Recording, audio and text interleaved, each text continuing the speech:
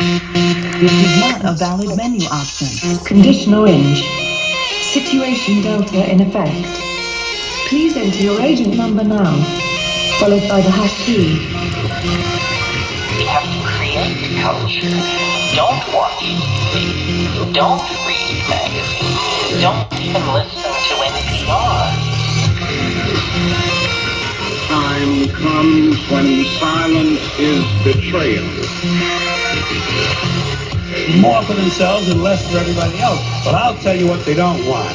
They don't want a population of citizens capable of critical thinking. They don't want well-informed, well-educated people capable of critical thinking. They're not interested in that. That doesn't help them. Think for yourself. Question authority.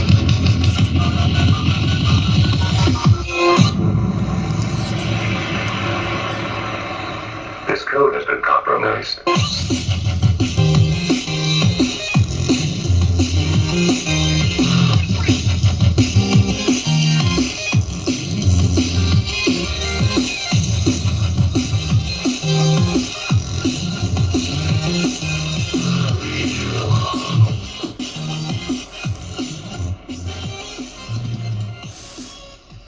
All right, welcome back, Truth Seeker. It is February 1st, 2023, the first day of Black History Month, as we call it in the U.S. And the big story all day, the Tyree Nichols funeral.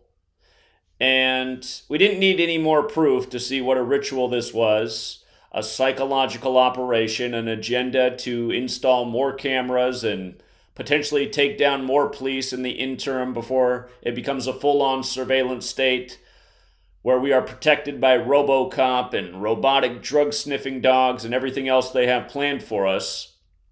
But if you look at CNN's front page right now, it's Al Sharpton pointing.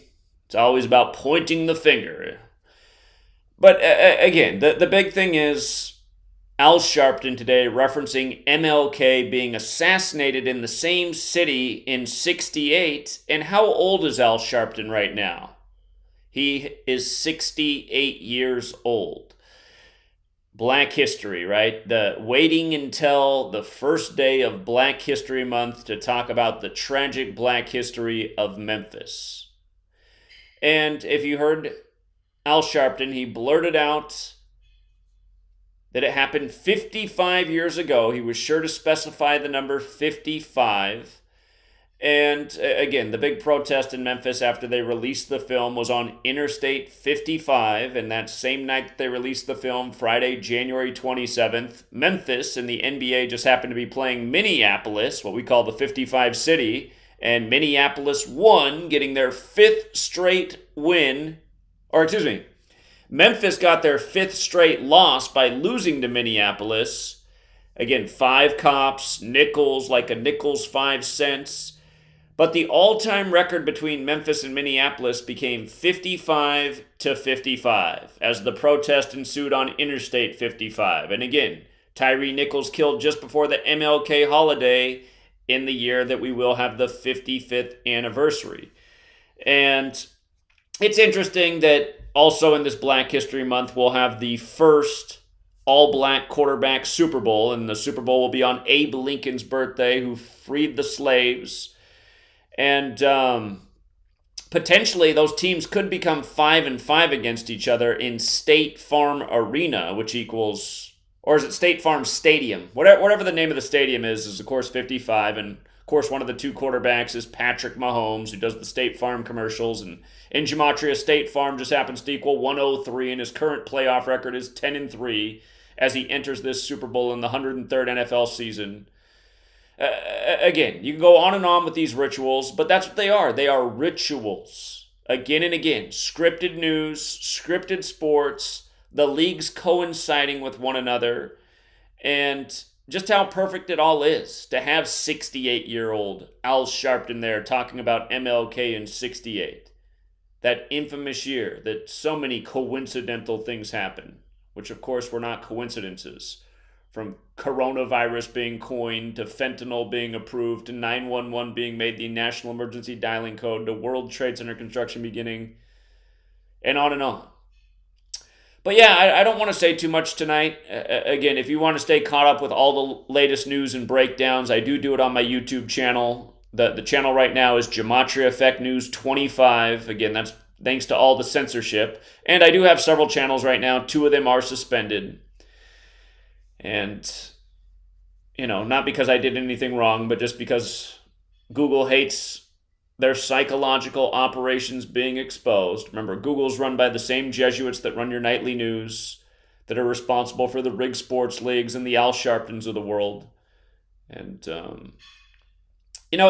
rather than the trolls that torment the comments, I think it would be good if you guys actually called into the show. Again, this is a call-in show, and if you call in nice and early, like right now, you can get an early place in line, and you can try and debate your point or make your point.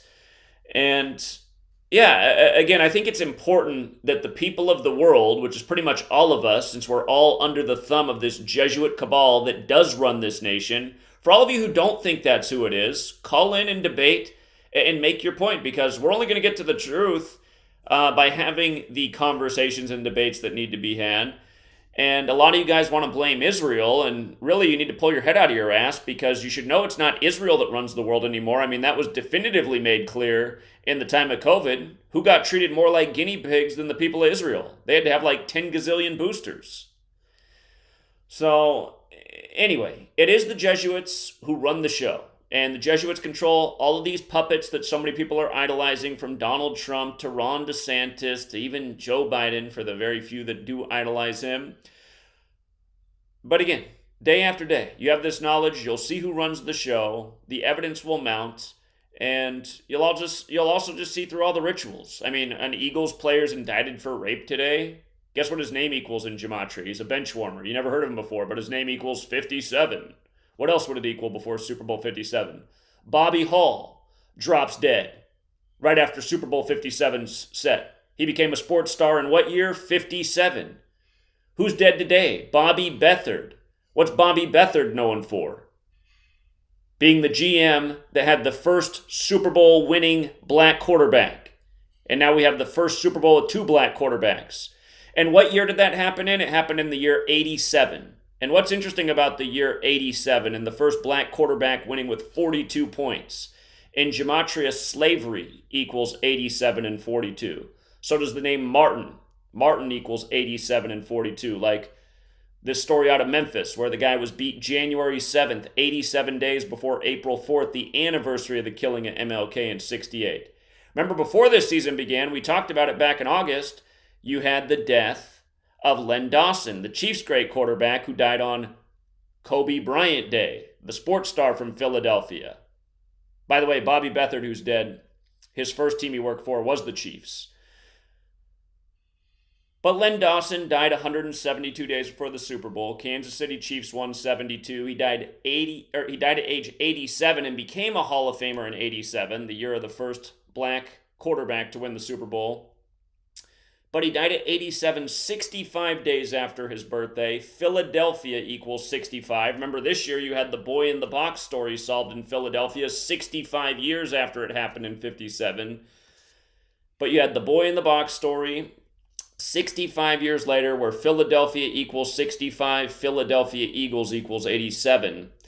And again, this is the beauty of the knowledge. You can just see how perfectly rigged and scripted it all is, how Len Dawson was sacrificed for another rigged Super Bowl, why it happened on Kobe Bryant Day, who's from Philly, who died right before Super Bowl 54, where Mahomes won his first Super Bowl. And don't forget, Kobe Bryant equals 41, like his age of death, where he died on the 41st day of the Pope's age while traveling from Catholic Mass to his daughter's basketball game, so we were told.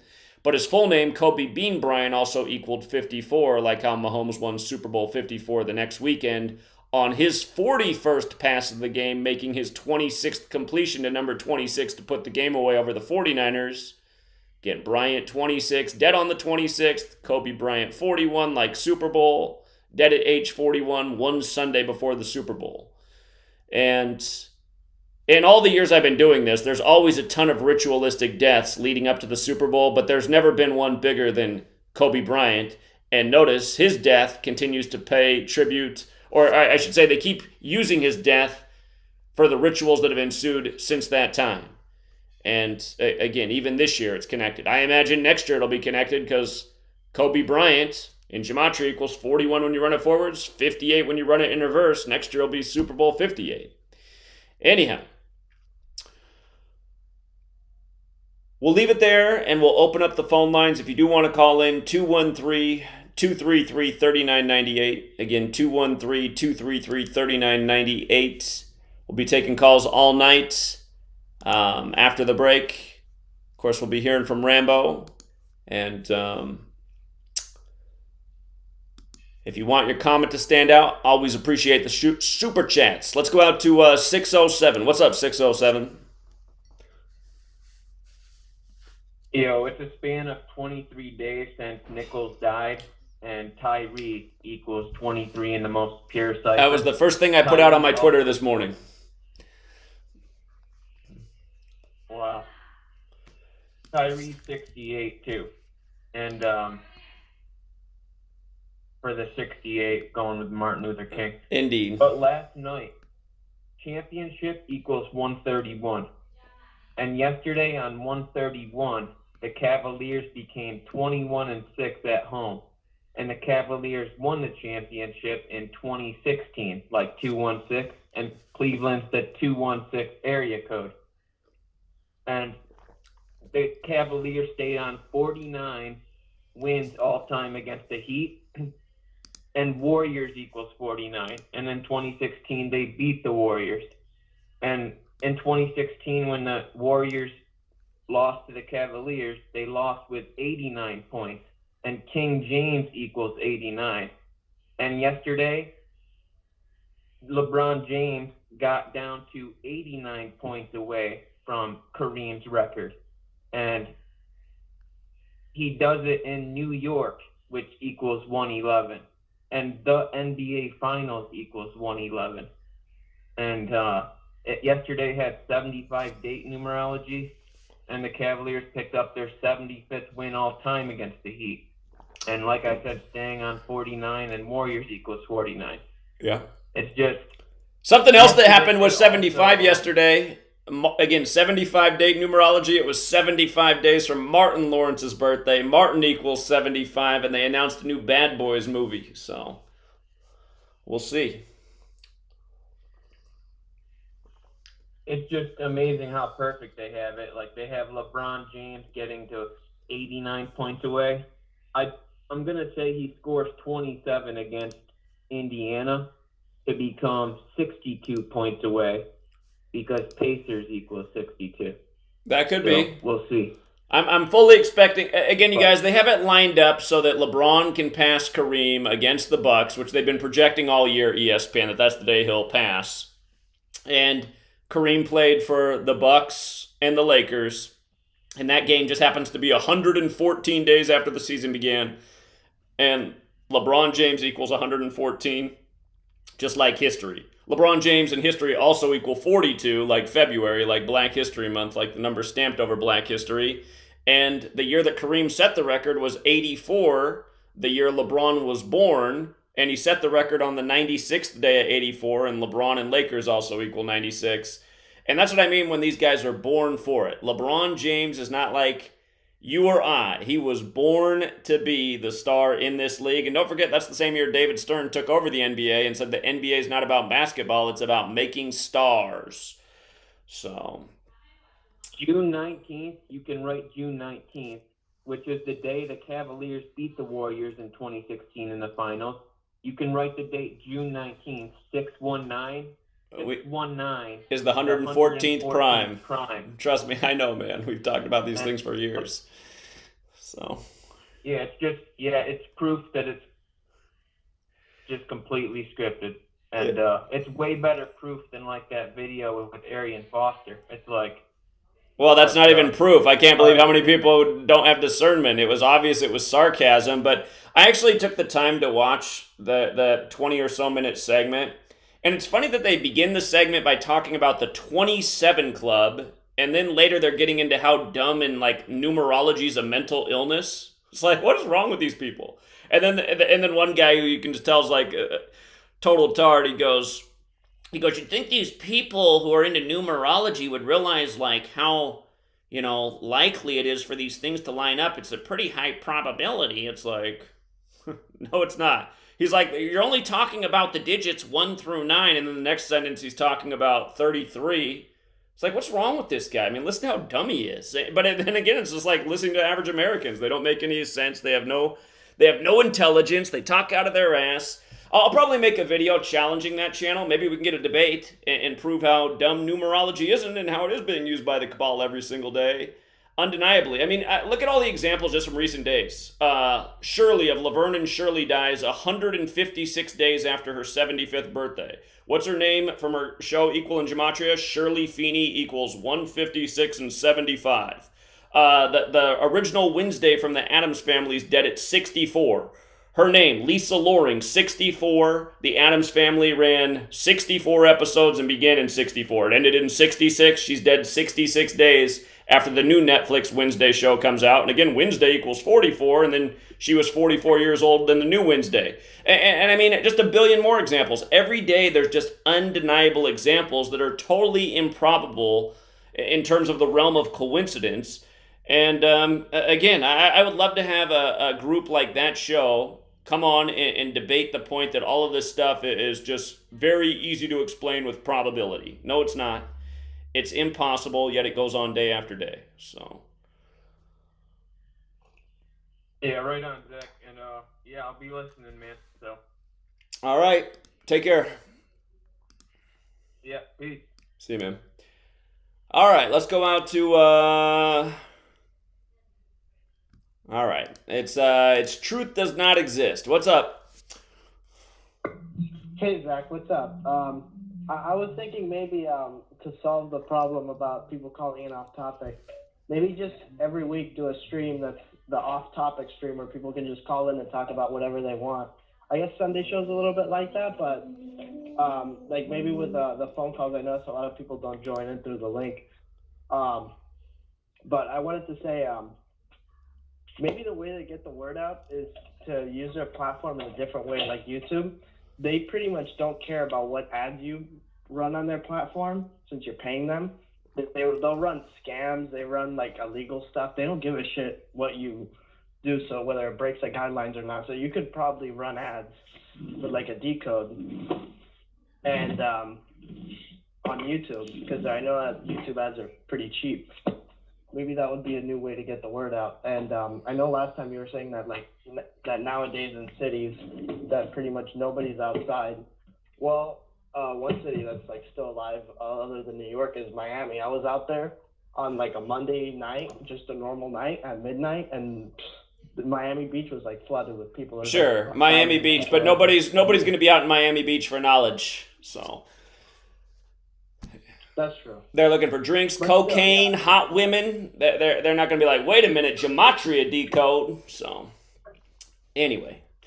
Yeah, but yeah, I mean, we got to try and get the word out in places where it's not censored. Because, I mean, we know that's not what they want. Like, every time that you go out somewhere, they censor it and delete the live stream or whatever and send you threats from the FBI and whatever because, that's the one thing they can't censor. Sure. All right, buddy. I appreciate it. All right. Take care. All right. All right. New York's first in line. Here, I'm going to check. He probably wants me to come to him after 11 o'clock East Coast time. Unless you want to go early. Yeah, I can go early. I ain't got that much. Okay. You missed one thing in the Tyree thing with the 5 officers. What is it? 5 equals 42. Well, I know that. So does 9. 5 and 9 both equal 42. The digits in 59. Okay, I haven't seen you mention it in none of your videos about the 5 officers equaling. That's in my book. That's in my first book that I wrote like 5 million years ago. How the digits 5 and 9 both equal 42. I know it's in your book. I haven't seen you while you done posters on the Tyree thing. You haven't said anything about the 5 equaling 42. That's why it's 5 black men. Well, I guess I should have made that point. You're right. And the other thing I want to talk about, I saw you did a post about the glaciers that disappeared in Washington State. Oh, yeah. Yeah, exactly. I mean, come on. Okay, the name of the glacier in Gematria equals 32. So does the word funeral, as in the Tyree Nichols funeral. Here we are on the 32nd day of the year, but the name of the glacier that melted is 32, and then February equals 42. And here we are in the 42nd state, and they saved this news for the 42nd day of the year. It's not like it just melted today. But you just see how it's like triggering people. It's just like they're trying to... The most liberal cities in America are San Francisco and Seattle. So they flood out San Francisco to start the year. Then Seattle's now, everyone in Seattle's gonna be like, oh my God, did you know the glacier melted? Oh my God, I didn't know the glacier melted. It's just so obvious how ritualistic it all is. But did you have something more to say about that glacier story? When I clicked on the CNN article, I didn't see no picture of the aftermath. Did they show a picture? Maybe I missed it in the article. Did you see a picture? Well, it's just up by Mount Rainier. They're just saying there used to be a sheet of ice in there. Now it's just snow and stone. So there's no pictures of it? Of the glacier? Yeah. Because when I clicked on the article, I didn't see no pictures. Well, I mean, it's just like, there used to be an ice age, right? The glaciers have been melting forever. It's just like, they know that throughout periods of time, there's colder periods of time, there's hotter periods of time. You'd think in Seattle, with everybody driving their Nissan Leafs for the last 20 years, they'd have the last place for the glaciers to be melting. But it's just like even Glacier National Park in Montana, the glacier it's named after, it disappeared a while ago. I mean, a lot of glaciers are melting. So. Okay, this is my last point. What you think about the ice storm that's going on in Texas and in that area and stuff? The ice storm they had yesterday. They said it started on January 30th. They said there were a bunch of wrecks starting on January 30th, and then it went on yesterday too. So that was the first thing I thought. Yeah. I thought, 130, huh? We called Dallas the 13 city, 1-3. So that was really the thought I had, just more weather warfare by the numbers. Okay, that's exact. Those are the only points I had to make. All right, appreciate it. Thank you. Okay. All right, have a good night. All right, getting him in early tonight. He's always quick and to the point with some great bullet points. Let's go out to 562.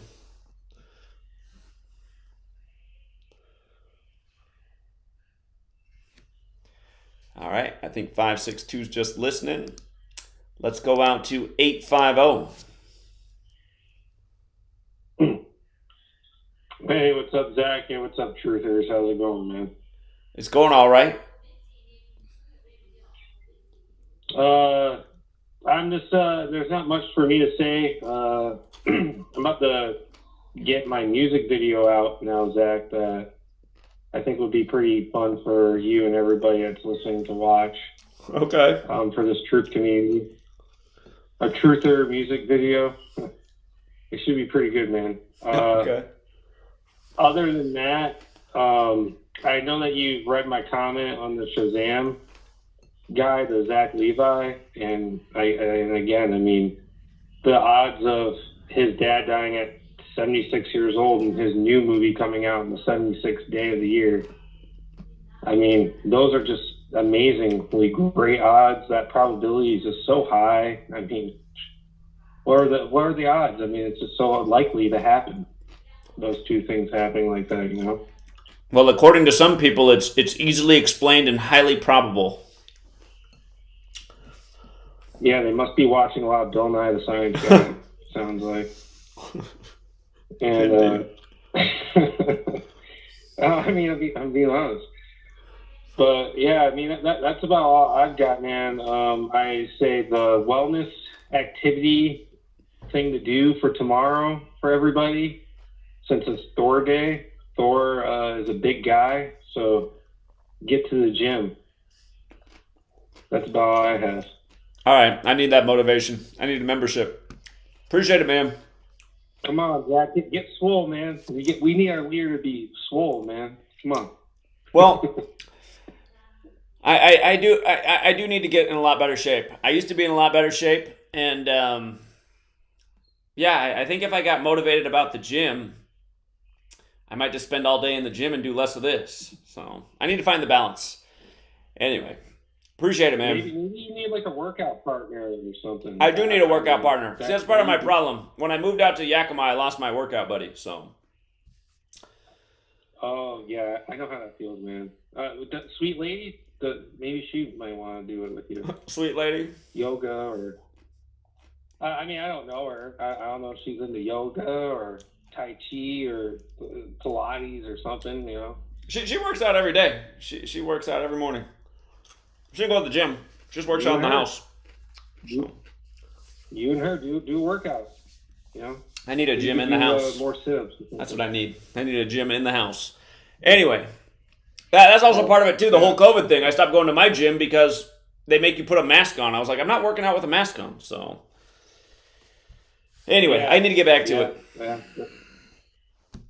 You'll get it, man. You know, you just gotta find that balance, and it takes time. Indeed. Yeah. Once you get back into it, though, it's like you just got to go every day. That's the thing. That's how it always is for me. Once I start, then I feel like I need to be there every day. And then when you stop, then it's easy to get out of the routine. So. Yeah, I'm the same way too, dude. So don't feel bad because once you stop, it's like 4 or 5 days. But then you start feeling bad, and you're like, no, I gotta get back in there. Exactly. And then you get the habit back. So for everybody out there, you know, you don't have to go to the gym. Like there's a million and one different ways to work out. So yeah, have a good one, guys. All right, appreciate it, man. Be right back after this break. Yeah.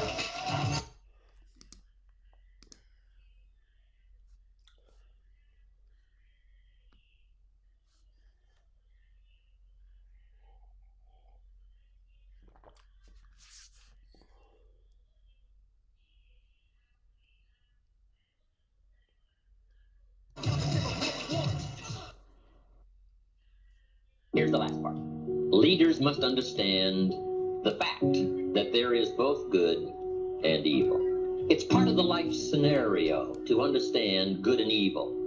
And however you wish to describe good and however you wish to frame your ideology of evil, there are a lot of ways to put it. For some people, evil is too strong a word. I don't know. This is part of your own philosophical conclusions that you have to come to in trying to evaluate this earthly struggle. Evil, good, tyranny, liberty, sickness, health, winning, losing, life, death, opportunity, tragedy. It's part of the life scenario. And part of it is described in rather philosophical terms on a fairly higher plane called the Great War between Good and Evil.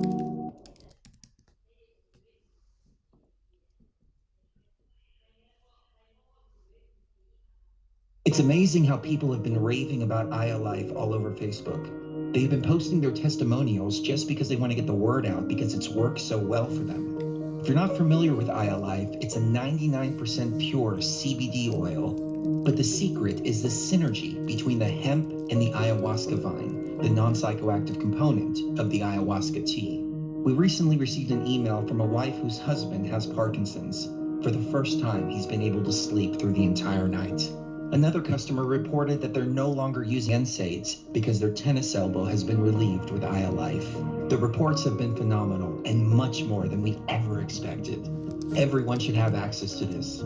That's why if you head on over to ialife.com right now and use coupon code TFR, we'll give you $5 towards your order. And we'll even ship it worldwide. That's ialife.com, AYAlife.com. If there's something you want to achieve, you can achieve any freaking thing you want as long as you know what the goal is. That's why goal posters or goal boards or even just telling someone what your goals are, writing them down is so important, because once you can identify your goal, it makes it so much easier to work towards it. And that's something that I think our children are not being taught in the school system right now, is how to set a proper goal. It's like, hey, what do you want to achieve? Well, the teacher gave me these things I want to achieve. Okay, well, what's that going to do for you? Well, I don't know. The teacher said I had to do it. Okay, that's great, but it doesn't teach them the logical thought process or the creative thinking process to develop a goal and then reverse engineer what they need to do to accomplish that goal. And we need more of that true goal setting in our society. Otherwise, we just have a bunch of sheep who have no idea what they're doing. They're just bumbling around. Don't be a sheep, be a goat. They're more creative and adventurous anyways. Be an ornery goat. We are TFR. My faith in destiny is all I need to prevail. Truth Frequency Radio.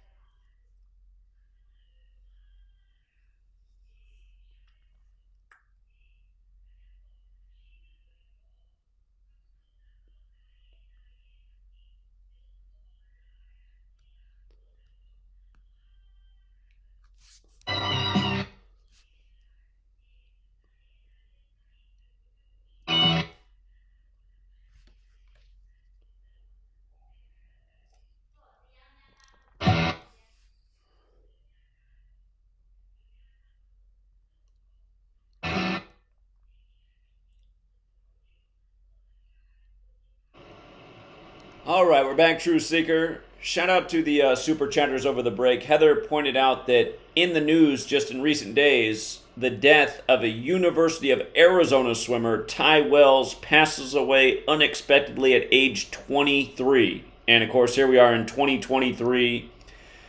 He happens to be a young black man. We're about to have the first all-black Super Bowl in Arizona, the last state to recognize MLK Day.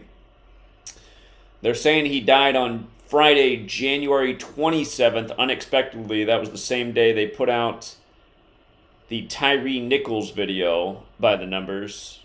I have to look and see if I can find his birthday. But again, this is the kind of stuff we see every year when the Super Bowl rolls around. People dying left and right. And again, first thought is young black athlete, dead right before the first all-black QB Super Bowl in the state where he was going to school. So thank you, Heather, and thank you, MC Wave. And with that said, let's get out to Rambo, who's always got something brilliant to say. What's up, Rambo? Thanks again. Yeah, of course. All right, so I'm doing a post on the big story. The title is Tyree Nichols, King Hiram of Tyre. Tyree, this was with two E's, the two E's, and Freemason allegory. So, I mean, again, most people are aware of the Damar Hamlin incident, but just to review that, because this is related to that. The Damar Hamlin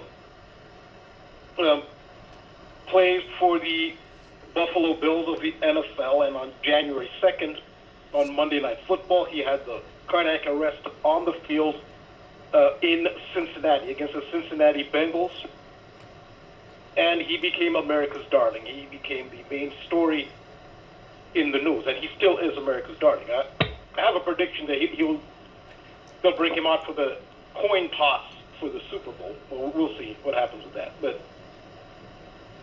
I decoded that incident, and I indicated the multiple elements of the initiation ceremony for the third-degree Master Mason of York Rite Freemasonry, and that's where you get the kneeling or genuflecting on one knee. That's based on the initiation ceremony for the Master Mason, the third-degree Master Mason. So I've gone over that, and this is related to that. And so we'll see elements of that with Tyree Nichols. And there's a specific branch of Freemasonry. I guess this is primarily York Rite Freemasonry, which is for African Americans. Freemasonry is segregated. There are some lodges that are not segregated. You will meet some Freemasons, and if you tell them, "Well, why are you segregated? How can you be segregated?" That's one of the challenges that they get from the public. You know, segregation. This is 2023. You're segregated, and some of them will say that they're not segregated. Well, those lodges that are not segregated, that are racially integrated, are not recognized by the Mother Lodge in England. So the integrated ones are not recognized. It's only the segregated ones that the Mother Lodge will recognize.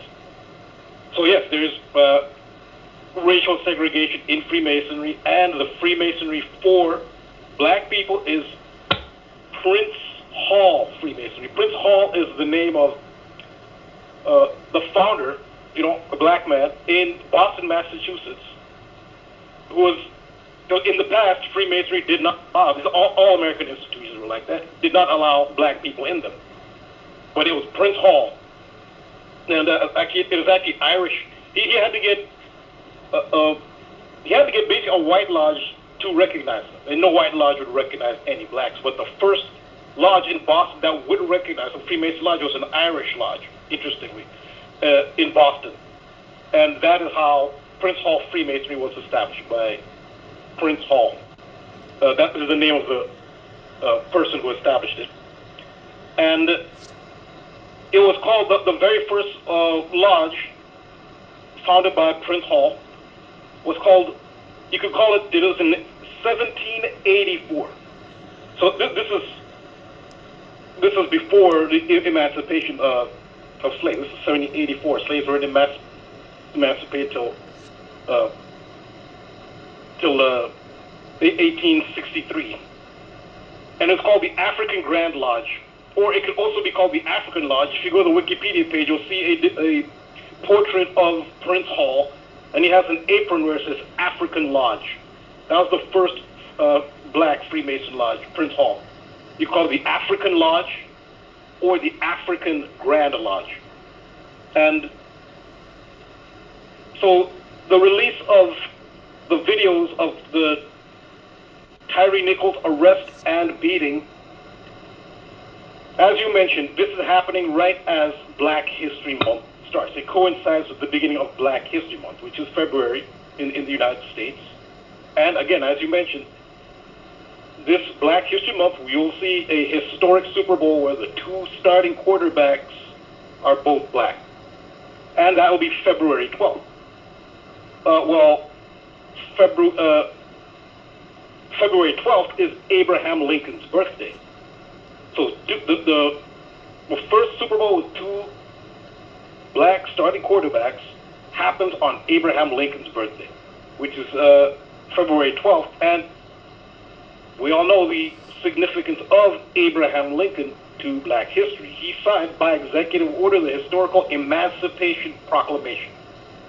And Wikipedia, I'm going to ask for Wikipedia, they give two dates. Sometimes there are two dates for things. On one hand, they say Emancipation Proclamation was on January 1st, but it was also on September. I don't know if there's a difference between the signing and the actual announcement, but one of the dates given is September 22nd, 1863. I'm quoting Wikipedia, for the signing of the Emancipation Proclamation by Abraham Lincoln. And it's also, technically, it's called Proclamation 95 in official documents.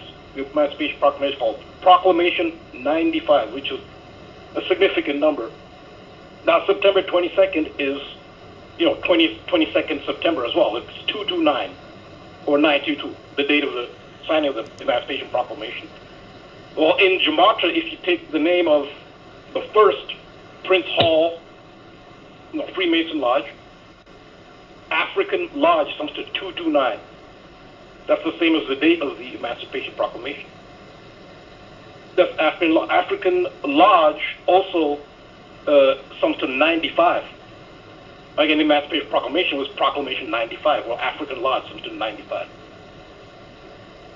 African Grand Lodge is 95. So it can be called African Lodge, it can also be called African Grand Lodge. And in Gematria, they both sum to 95, and the Emancipation Proclamation was Proclamation 95. And the home of the Philadelphia Eagles, who will be contesting the Super Bowl. Most people know this, but the quarterback for the Philadelphia Eagles is Jalen Hurts, who's black, and the quarterback for the Kansas City Chiefs is Pat Mahomes. His father's black, his mother's white, but he's still considered African American. So that's who's involved. The Philadelphia Eagles home stadium is the Lincoln Financial Field, so there's more of a Lincoln connection again with their home field. And what's talk about the number 3, which is central to Freemasonry, which I talked about in the Damar Hamlin incident. Damar Hamlin. Rambo, before you go on to the 3 part, I just want to make a point about, I never really thought about this before, but this fits in with a huge theme. The Proclamation 95 was signed September 22nd, which is the day leaving 102 days left in the year. And of course, in Gematria, slavery equals 102. Kind of like how the first Black History Month was recognized by the federal government on February 10th, 10/2, like 102. And again, they just did the ritual with releasing the beating of Tyree Nichols on the 102nd day of the NBA season, while Memphis was playing in Minneapolis, where George Perry Floyd was killed, and George Perry Floyd also has that Gematria 102 like slavery. But Proclamation 95 on the day leaving 102 days left in the year. The other year, it was 2 seasons ago. Last year was the 102nd season, but 2 years ago, the NFL had games on October 2nd, and it just so happened that that was the day of the most black quarterbacks playing against each other in NFL history. And ESPN's cover story for that game was, it was before the Deshaun Watson suspension when he was with the Texans. It was the Ravens versus the Texans. And the Ravens beat the Texans that day, becoming 10-2 against them, like 102. But big long pattern with that 102 in slavery. And I never caught before that Proclamation 95 was on the day leaving 102 days left in the year. So, just want to get that in there. Yeah, great additions. Also, I'm going to talk about, I did mention later in the decode about the George Floyd. And yeah, so that's part of this as well. But yeah, that's relevant. So, number 3, which is the big number for Damar Hamlin, which I talked about, and it's a big number in like the central number of Freemasonry. And in the Damar event, the Damar Hamlin event, it is significant that he changed his number, or he didn't change it. I mean, that's not his decision. His number was changed before this season, and for those who are aware, about football, it's very unusual for a player of his position to wear number 3. I know they're starting to change in NFL. They're trying to mix the numbers up where it doesn't really matter what position you play, but traditionally that's never a number for his position, and it appears to have been done with, very likely with this in mind, because it aligns so accurately with so many details with Freemason ritual and allegory, the number 3, which is Hamlin's number. And everybody's wearing 3 in tributes all across the country on all these different platforms. That's number 3. With respect to Damar Hamlin, like the love for Damar, that's the hashtag that's going on, and then number 3. Again, that's Freemasonry putting out the vibration of the number 3. This is their signature. Of course, they don't own it. It's this is just natural. They're just using whatever. You can't invent the number 3. The 3 has power. All these different religions and mystery traditions.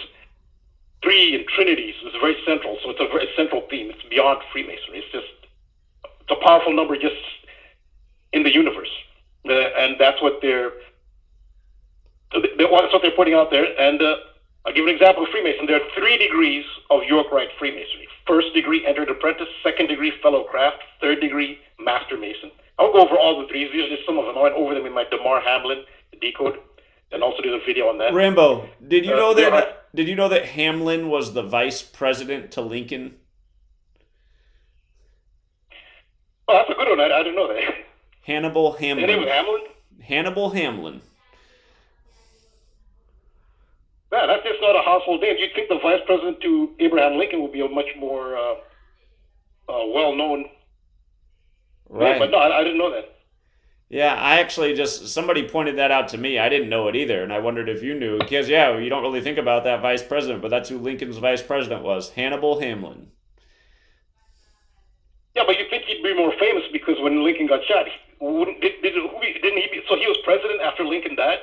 He did not become president. It was different back then. Okay. I guess that's why he's not so famous then. Right. But yeah, that's a good one. That's a good Hamlin. I gotta look that one up. So there are 3 lodges of Freemasonry. There's the Blue Lodge, which is the 3 degrees of York Rite Freemasonry. There's the Red Lodge, which is up to the 32nd degree of Scottish Rite Freemasonry. And then there's the White Lodge, which is 33rd degree Scottish Rite and up. There are actually some, believe it or not, like 90-something degree Freemasonry. I don't even know how that works. That's Scottish Rite. But those would be the White Lodges. So the red, white, and blue are Freemason colors. And they get that from ancient Egypt. You know, Egypt called itself Kemet. Ancient Egypt or ancient Kemet. That's where they get it from. They draw a lot from Egypt. They had the red crown. The pharaohs who wore the red crown were in the north of Egypt, which is considered Lower Egypt. And the white crown was the south of Egypt, which is considered Upper Egypt. And the blue crown is the war crown. When they went to war, the pharaohs would wear the blue crown. But the gods were also, because pharaohs were considered gods as well. And they were worshipped. They made the people worship them as gods. But also the gods were depicted with crowns. And Osiris, who I've talked about the Hiram Abiff ritual. Osiris was killed by Set. That's, he's a vegetation god. That's the sun going down at the equinoxes. The ancient Egypt, they really stressed the equinoxes. The equinox is very important. And then Freemasonry, modern secret societies draw from ancient Egypt. That's why the equinoxes are central. There's so many rituals around the equinoxes. And Osiris is depicted with the white crown. The white crown is the crown of Upper Egypt, which is the south. But red, white, and blue comes from ancient Egypt. And they're the colors of the three lodges of Freemasonry. That's why look at the major powers in the world. How many of them have red, white, and blue? The United States, Great Britain, Russia, France. That all comes from Freemasonry, which actually comes from ancient Egypt. Red, white, and blue crowns of ancient Egypt. And it's significant that this is happening in Memphis, Tennessee. And what is Memphis, Tennessee named after? Well, it's named after the former capital of ancient Kemet/Egypt, which was Memphis. And let's give an example of how that's no coincidence. They're going all out on this. Is they actually have a pyramid in Memphis, the very famous pyramid in Memphis, Tennessee, it's now the Bass Pro Shops pyramid. But you can see the ancient Egyptian mythology that they're really stressing. And of course, the Mississippi River, it's obvious. It's a metaphor for the river now.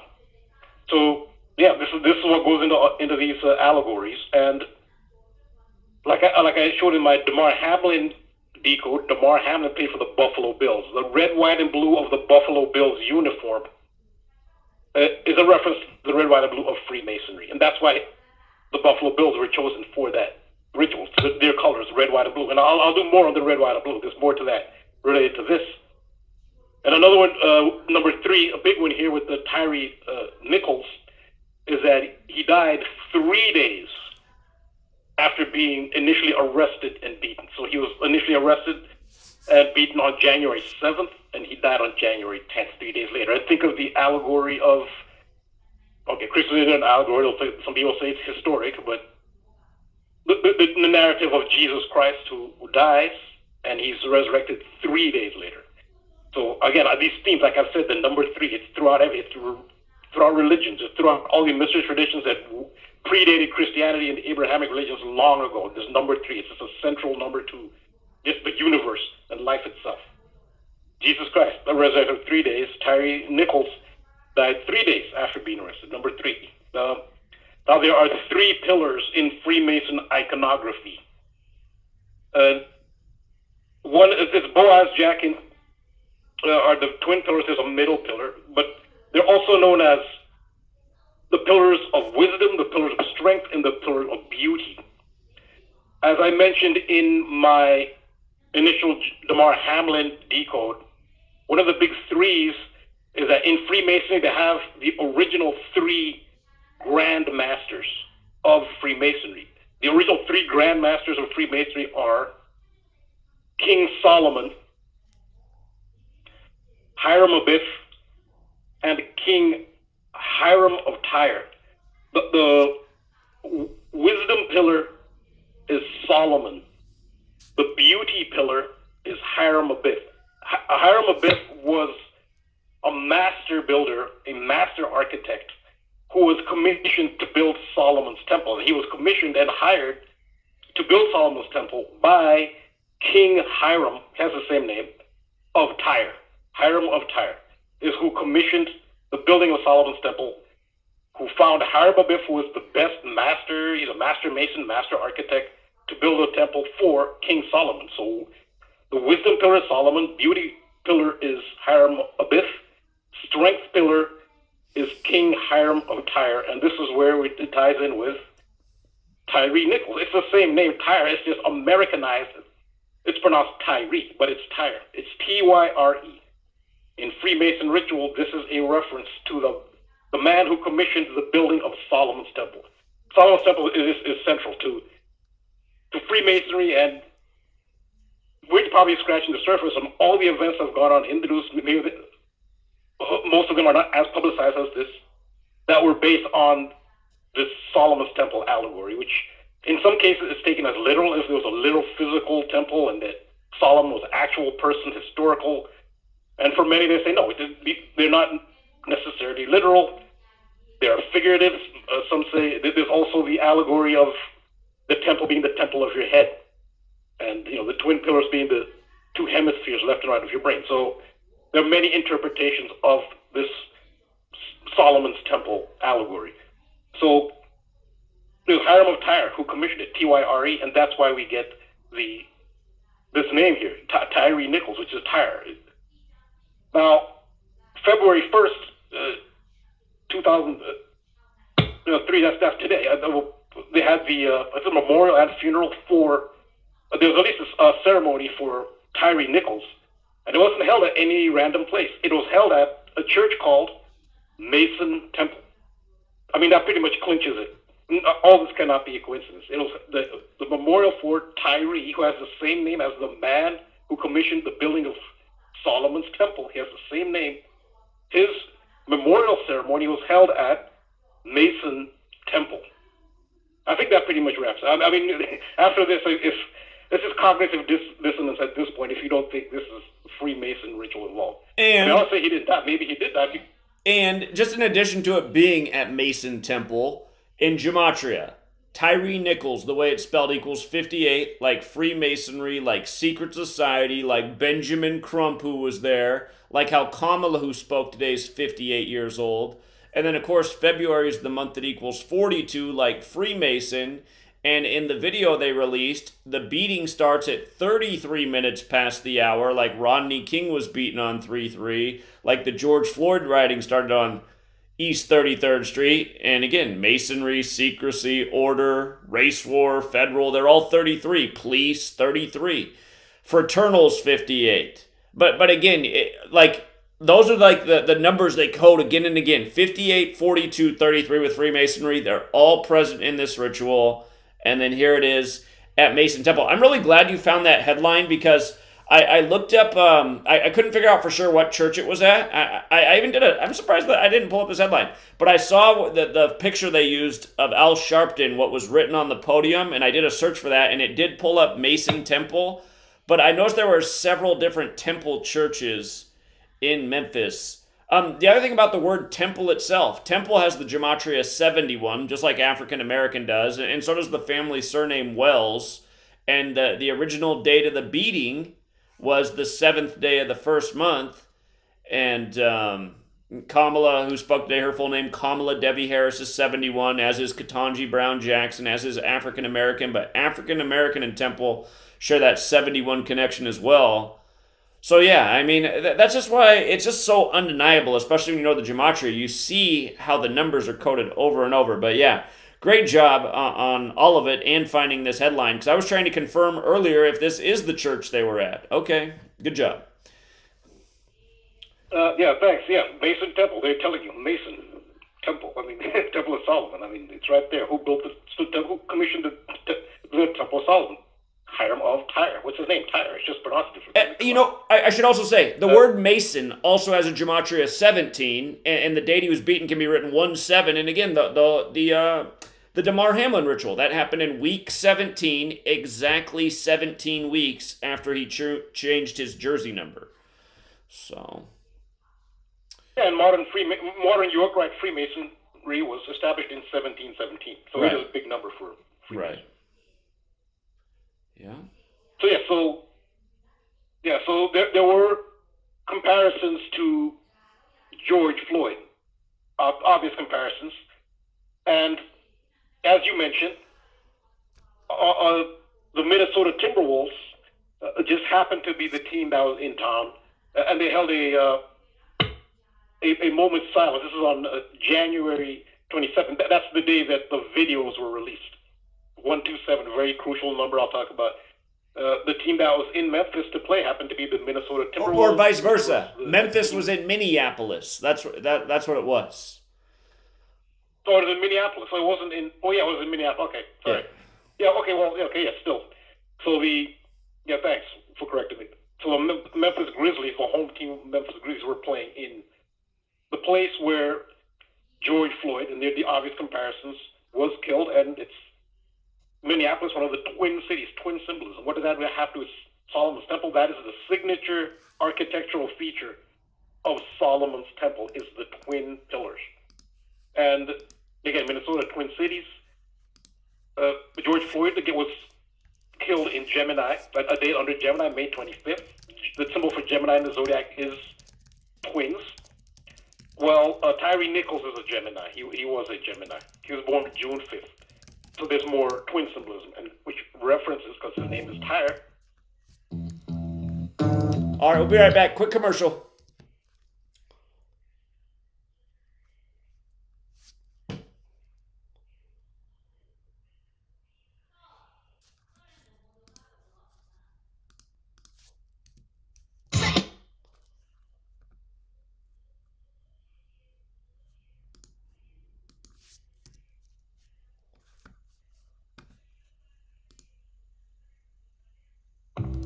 Censorship and regulation is becoming an ever-growing problem in today's modern media.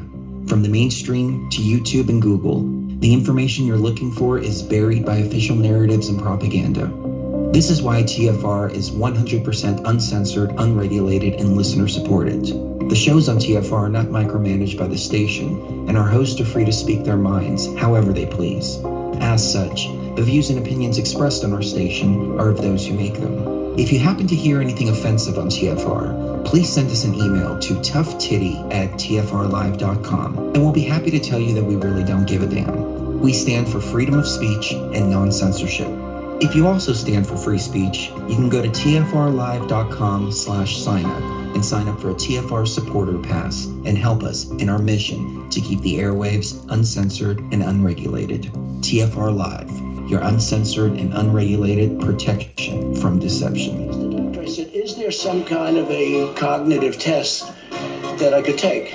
Like you'll go person, woman, man, camera, TV. Could you repeat? Person, woman, man, camera, TV. Could you repeat? Person, woman, man, camera, TV. Could you repeat? Person, woman, man, camera, person, woman, man, camera, TV. And they said, wow, that's amazing. The first questions are very easy. The last questions are much more difficult, like a memory question. Okay, now he's asking you other questions, And then 10 minutes, 15, 20 minutes later, they say, remember the first question? Not the first, but the 10th question. Give us that again. Can you do it? And you go, person, woman, man, camera, TV. Wow, that's amazing. Person, woman, man, camera, TV. Could you repeat that? Person, woman, man, camera, TV. Could you repeat that? Person, woman, man, camera, TV. Could you repeat that? Person, woman, man, camera, person, woman, man, camera, TV. And they said, wow, that's amazing. They said, nobody gets it in order. It's actually not that easy. Person, woman, man, camera, TV. For me, it was easy.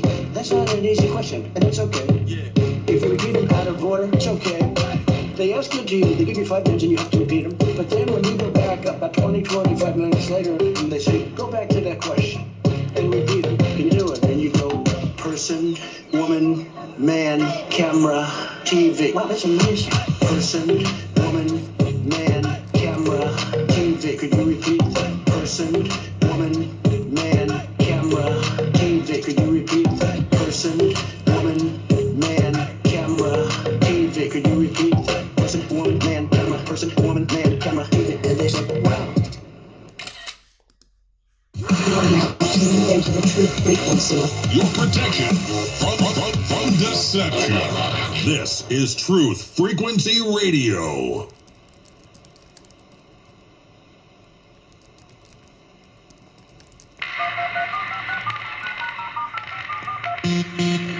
Conditional image. Conditional image. Situation delta in effect. Please enter your agent number now, followed by the hash key. We have to create culture. Don't watch TV. Don't read magazines. Don't even listen to NPR. Time comes when silence is betrayal. More for themselves and less for everybody else. But I'll tell you what they don't want. They don't want a population of citizens capable of critical thinking. They don't want well-informed, well-educated people capable of critical thinking. They're not interested in that. That doesn't help them. Think for yourself. Question authority.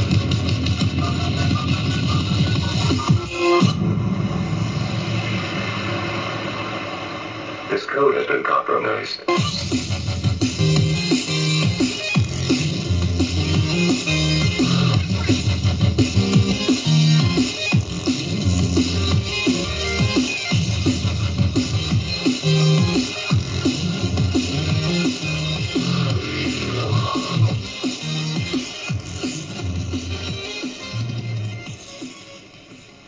All right, we're back, Truth Seeker, and we are joined by Rambo, who's in the middle of breaking down the Tyree Nichols ritual and the funeral today on the first day of Black History Month.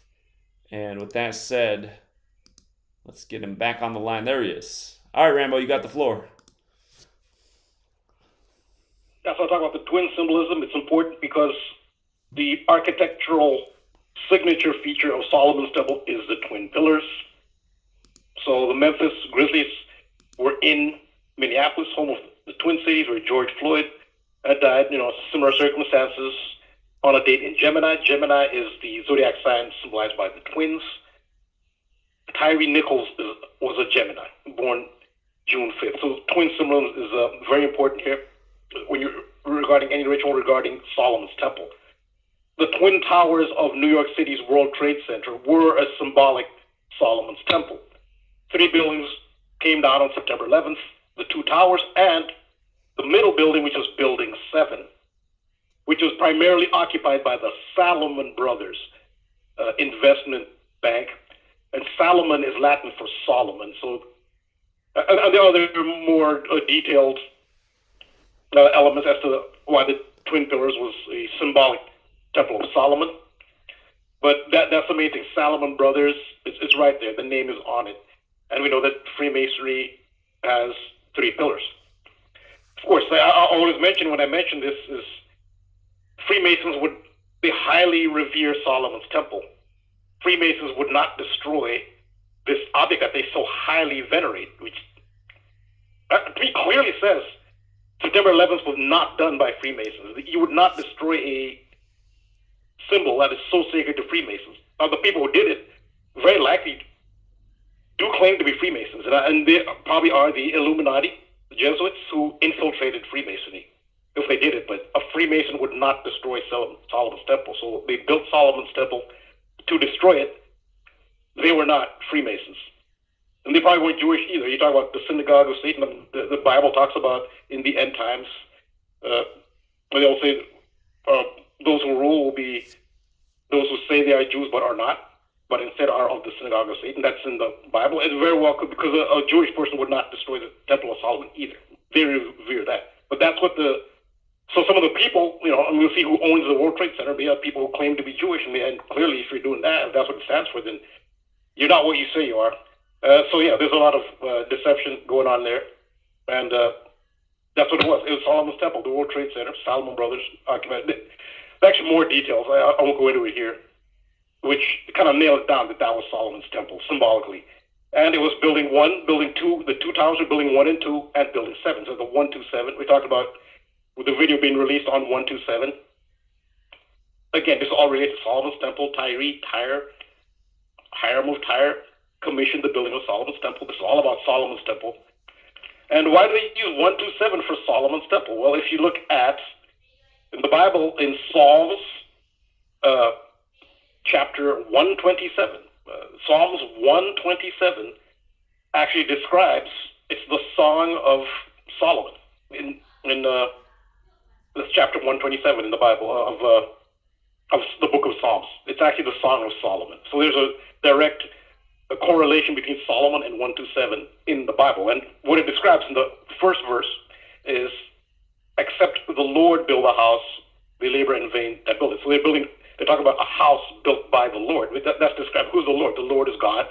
And who's a house for God? It's a temple. They're describing a temple in the Song of Solomon. That is chapter 127. And so that's your connection between 127 and Solomon. It's Psalms 127. But there's some other interesting regarding, because we're going into the Super Bowl. Super Bowl is a high holy day, literally. Hold on. Again, I know you already made the point, but again, that point really needs to sink in because I've never caught that before. Buildings 1, 2, and 7 fell on 9/11, and for people who don't know, the third building to fall, which was Building 7, was known as the Solomon Brothers Building. I knew that much. I understood that, but I did not realize how Psalms chapter 127 fit in. Wow. Yeah, I actually just discovered that a few days ago. I stumbled on that. So I think there has to be some connection between 127 and Solomon's temple. And I was looking for that connection, and that's how I found it, because it had to be, because it keeps, especially here, it came up here again.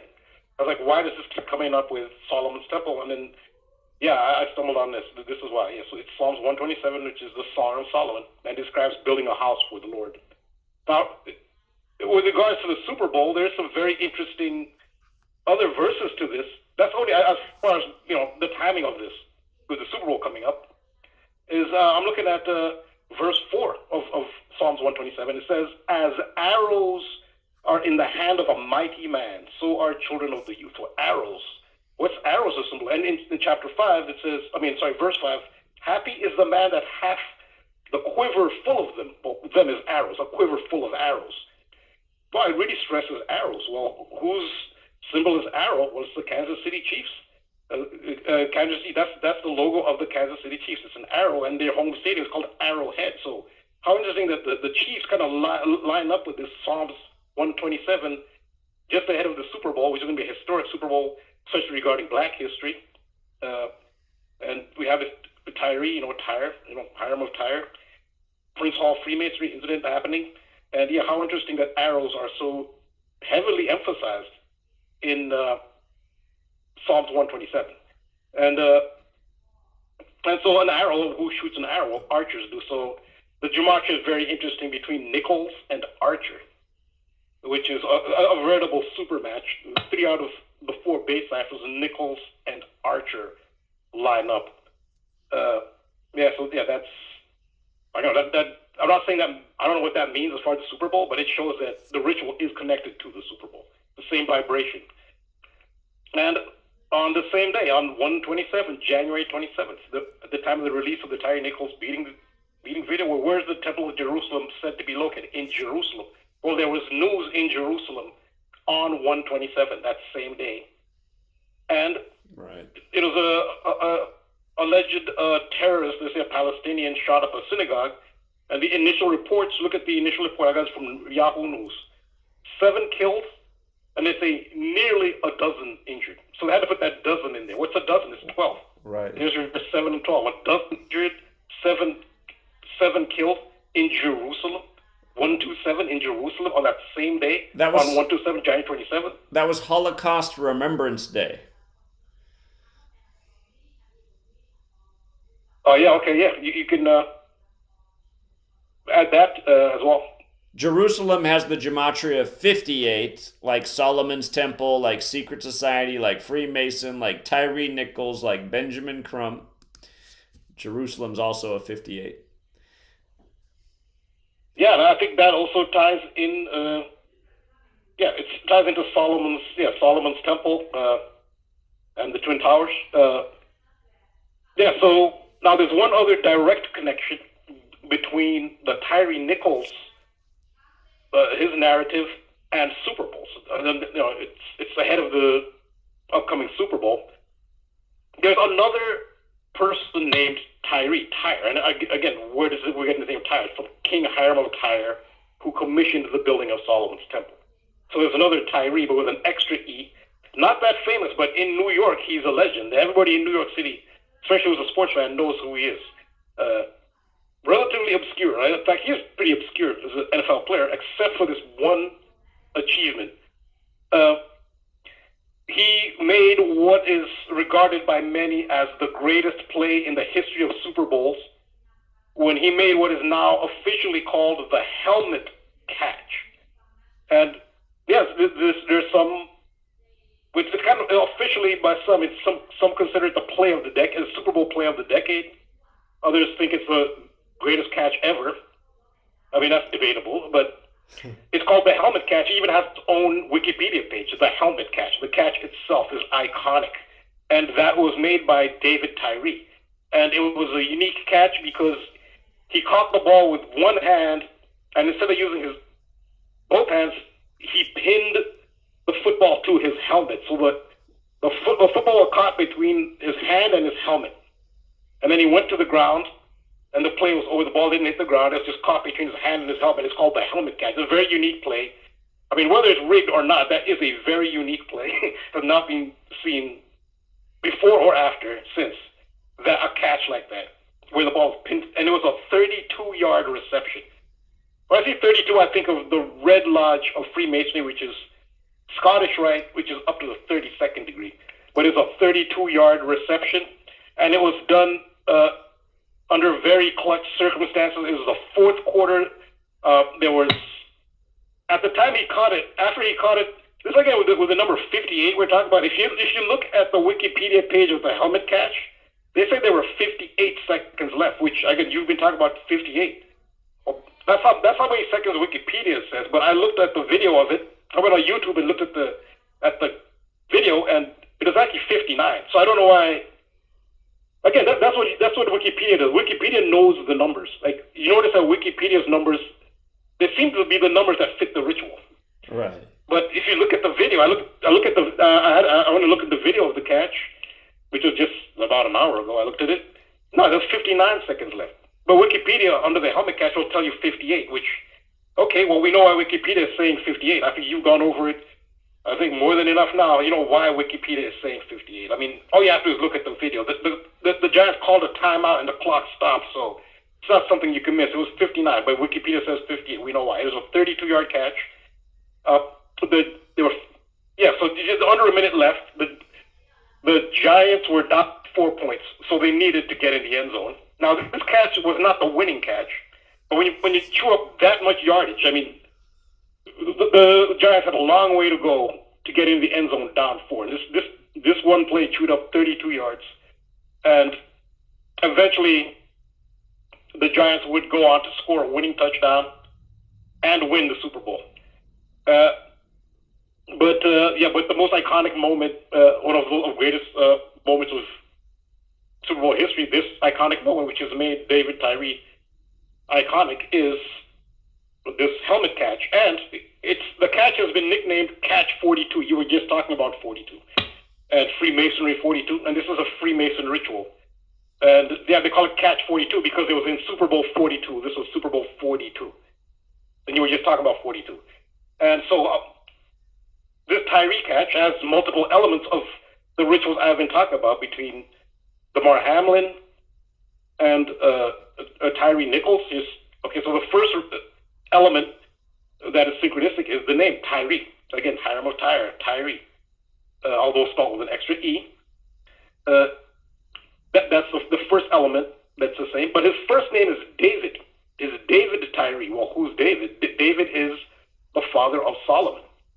And if you go to Wikipedia and you look up, well, if you type in Hiram of Tyre, his name is Hiram the First, King Hiram the First. That's Hiram of Tyre, and it says in Wikipedia, the Hebrew Bible says that he allied himself with David, king of the United Kingdom of Israel. That's from Wikipedia. And so if Hiram of Tyre allied himself with David, think about this football player's name, David Tyree, which is David Tyre. direct reference to King David, the father of Solomon, and the builder of Solomon's temple, Hiram of Tyre. And that's in his name, David Tyree. And then there's the colors of Freemasonry, which I mentioned, the Red Lodge, the Blue Lodge, and the White Lodge, red, white, and blue. It was the Giants versus the Patriots. Both teams wear red, white, and blue. And then there's the number 3. Another thing about the Patriots, they're from New England, New England Patriots from Boston. Oh, that's where Prince Hall Freemasonry was started. The very first lodge where blacks were accepted into Freemasonry and recognized was in New England, in Boston, Massachusetts. So Boston, very significant to Freemasonry in New England. This was a huge Freemason ritual, both wearing red, white, and blue. The Freemason rituals. The number 3 is big to this, I mentioned. David Tyree was born on the 3rd day of the year. Remember that Tyree Nichols died 3 days after being arrested and beaten. 3 is big here. You know, number 3, the number of Damar Hamlin. Well, David Tyree was born on the 3rd day of the year, January 3rd. Then there's the twin symbolism, you know, the twin pillars of Solomon's temple. It's a signature feature. You only see twin symbolism in Solomon's temple rituals. The quarterback who threw the pass to David Tyree was Eli Manning. He was also born on the 3rd day of the year. So there's your twin symbolism. They both were born January 3rd. In fact, Eli Manning was actually born on David Tyree's first birthday. So they're 1 year apart. And that's your twin symbolism, them having the same birthday. And number 3, the 3rd day of the year. And then there's some esoteric elements to the catch, that he pinned the ball against his head. And that has to do with the chakra system, which is related to the 3 pillars. The middle pillar is, sometimes it's a ladder in Freemason iconography. That actually represents the spine. In ancient Egypt, they had what's called a jed pillar. It's a pillar with kind of ridges on it, which actually represents the spine. And they talk about it is a way of opening your 3rd eye and taking yourself to higher consciousness. And the chakra system, which ties into, you know, that's from the Vedic tradition, but it still ties into Freemasonry and other traditions, ancient Egypt. There's 7 chakras, from the lowest chakra, which is the root chakra, all the way, and they use the colors of the rainbow: red, orange, yellow, green, blue, indigo, violet, to the crown chakra. That's when you're at complete full consciousness. That's what that middle pillar represents, the spine and the 7 chakras, which is why the middle building was Building 7. It's a reference to the 7 chakras and the spine. That's why they call the Salomon Brothers Building 7. This is a direct reference to it. And so the 6th chakra, which is the 3rd eye, when you open your 3rd eye is an eye. The shape of an eye is the mandorla shape, the shape of the football. So that football represents the 3rd eye and the Ajna chakra. And his helmet, pinning the ball against his helmet, that's the crown chakra. That's the crown. So it's the 3rd eye chakra, Ajna chakra, and the crown chakra on top of his head. That's what it represented. And it's the 7th. There's 7 chakras.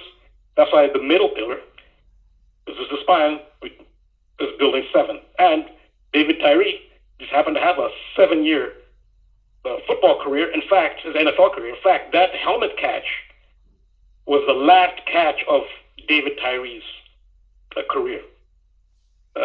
Just to wrap that up. And again, another 7 is the fact that Tyree Nichols was initially arrested and beaten on the 7th day of the year. So yeah, so that's a lot of esoteric elements here as well. Very good. Yeah, excellent work again, Rambo. And yeah, awesome. So I don't know how people can deny it. Yeah, so this is a very common theme for just world. It's masqueraded as news events, sports outcomes. It's in popular culture. It's Solomon's Temple. There's so much to. I mean, somebody could just do a channel just based on Solomon's Temple, just based on that, and you could have an abundance of decodes to do just based on that alone. That's how central a theme it is. Yeah, indeed, it is a recurring theme. So. Yeah, I'm glad you brought clarity to that, because I mentioned it, that I knew the king of Tyre had something to do with Solomon's temple, and okay, he commissioned the building of the temple, so that's what it is. Makes perfect sense. Yeah, so he wanted to build a temple to honor Solomon, and so he looked for the absolute best architect, the master builder, the best of the best to build it, because he wanted just to build he wanted it to be perfect. And Hiram Abiff, again, this is an allegory, was considered, he's a master mason, and he's like the elite builder, the elite. And of course, a lot of this is also allegory. You're building your essentially your soul. It's allegorical as well, although it's also taken literally as well. So yeah, there are multiple interpretations of it. Yeah. All right, Rambo. Excellent work. Was there anything else you wanted to talk about tonight? No, that's it. It's a lot of information. I know it's a lot to digest. I don't want to pile on top of this. I don't know what it implies for the Super Bowl as far as a winner, but yeah, you can see the Kansas City. Well, I guess the Lincoln Financial. If it's all about three, because they have been dropping a lot of clues with 3, there's really only one way 3 can play in the Super Bowl. So. Yeah. Okay. Yeah. We'll see. Yeah. So I'll let people think about that. If you're like, well, what way is that? Just think about it. What's the Eagles' win-loss record in the Super Bowl? What is the Chiefs? I guess you could make an argument there's 2 ways it could play with the Chiefs, but for it to play one way on both sides, it could only play one way. So, anyhow. Great work, Rambo. Appreciate it. All right. Thank you. All right. Have a good night. All right. Take care. All right. You too. Okay. We got 5 minutes till the break. And we got an hour and a half of show after that, and we're going to be taking calls the whole way. And it looks like we got a full call all board. And who's up next? But George. What's up, George? Hello, Zach. How are you doing this evening? Doing well, thank you. Okay, quick question for you. I was busy doing other things. I got an update. Did you do a video on this girl in Louisiana, Madison Brooks? Doesn't sound familiar. Madison Brooks. Okay, she apparently, I got this in my news update. She was a 19-year-old girl who was a college student at LSU, Louisiana State University in Baton Rouge. Apparently, the story came out yesterday. Last week, she went to a bar, even though she was only 19. Okay, that's suspicious in and of itself. And she met 4 young men, at least 2 of whom were black. They raped her. I believe they took her car and ran her over and killed her. So, all sorts of red flags go off about that story. 1, she was 19. 2, so she was 2 years too young to drink legally. So you have to wonder, they released this story just before Black History Month. Does it sound suspicious to you? It looks like a typical psychological operation right before Black History Month, and I just had to plug her name in the calculator. Madison Brooks, 56, like Black Lives Matter, 56 forward, 79 in reverse, like Society of Jesus. It looks like the typical race war type of psychological operation they do this time of year. Pretty blonde girl raped by black guys. I mean, yeah, I imagine it's a psyop. As for a young person being in a bar in a college town, I mean, that does happen all the time, but this does look like propaganda. Go ahead. So she's had I mean, if she were, this really did happen, if she is a real person, so wouldn't she have to use like the bogus ID? Yeah, I would imagine so. Unless the bartender there is just, sometimes bars are like notorious for letting younger people in. I remember, in my heyday when I'd visit my friends in Seattle, there was a place called Earl's, which, they let younger people in. They didn't really card that much. So go to Earl's if you want to get into the bar. Okay, so hello, am I still on? What's that? Hello? Yeah, you're on. Oh, I'm sorry. I thought you... okay. I mentioned something. I responded to a video to Cindy Williams, who just died the other day at the age of 75. I mentioned that she was Catholic. Okay. And so it doesn't matter. They take out their own. And something I also mentioned in responding to your video is she got a break in 1973 in the film American Graffiti, which was a George Lucas film. And in the film, she played Ron Howard's girlfriend. And which is interesting because Ron Howard will later go on to be on Happy Days, and Laverne and Shirley was a spinoff of that. Okay, right. Okay, I realize this doesn't have anything to do with Gematria, but it was just sharing some background.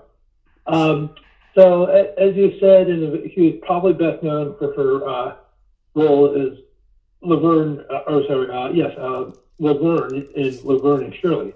Right. Well, okay, just want to bring up something else, dude. Last October, the 17th, Gavin Newsom said the COVID state of emergency in California was going to end on February the 28th, so a month from now. And I guess last week, Joe Biden came out and said the national COVID emergency is going to end on May the 11th. Do you have any idea why they choose those particular dates? Well, for Biden's, May 11th is exactly 38 weeks or 38 months after the pandemic was declared, and pandemic equals 38, just like how Fauci retired after 38 years in D.C., the city on the 38th parallel. At the beginning of the pandemic, you had the whistleblower in China die on the 38th day of the year. There's been a lot of 38 headlines in the time of the pandemic, so this is the latest 38 ritual. Here, we got a commercial break. We'll be right back, everybody. Sit tight.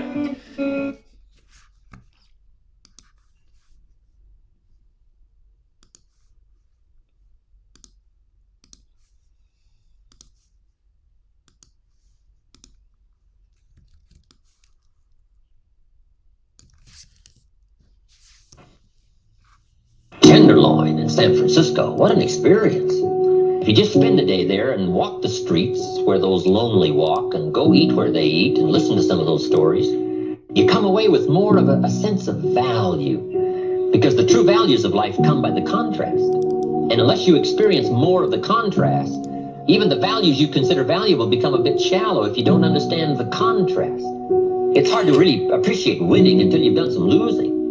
And if you've done some failing, success now becomes a much larger worth and value and commodity if you understand a bit of the other side. So part of this is just deliberately go where experiences beyond your own touch your life to get somewhat of an education as to the contrast of life and the differences. It'll educate your mind and educate your spirit. And sure enough, that extra worth will start showing up in your sentences and your words. They'll be weightier, they'll be heavier, they'll mean more when you talk to someone. The reviews for Extendivite are amazing. Here are some from Amazon. By Christine, great for heart palpitations. By Anne, before I started using this product, every afternoon my ankles and my hands would be swollen. That doesn't happen anymore. So if that part of their advertising is true, I have to assume that the rest of it is also. Not to mention that when I had my yearly blood test, only a few weeks after beginning to use this product, my cholesterol had dropped over 30 points. I'm going to continue to take it. By Croc, I love this product. It really works. By Brad, works great, thank you. Tell us your story. Get your Extendivite today. To order, call 1-877-928-8822. That's 1-877-928-8822 or visit heartdrop.com. Extend your life with Extendivite. True initiation is an inward journey. It's a spiritual path that is totally inward. It has nothing to do with anything external to you. I want to determine if the Grand Architect is indeed what I believe it to be, which is the artificial intelligence. The initiatory path is one of self-discovery and self-revealing. It's not a journey that someone can hold your hand through. Tonight, ladies and gentlemen, I want to take you through the steps of initiation. Remember, you are divinity. Step Beyond the Veil with Chris and Sherry Teo. Fridays and Saturdays, 7 p.m. to 10 p.m.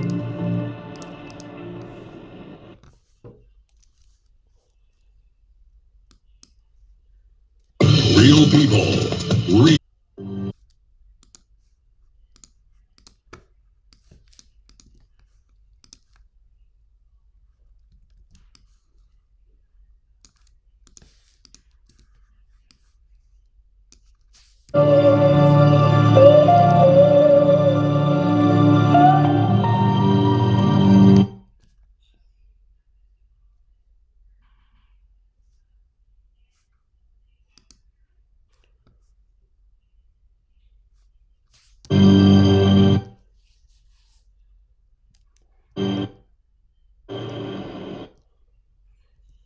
All right, we're back, Truth Seeker. We're taking your calls the rest of the way. I'm going to let George finish his thought. But, George, we've got a lot of people on hold, so if you can make it quick, we're listening.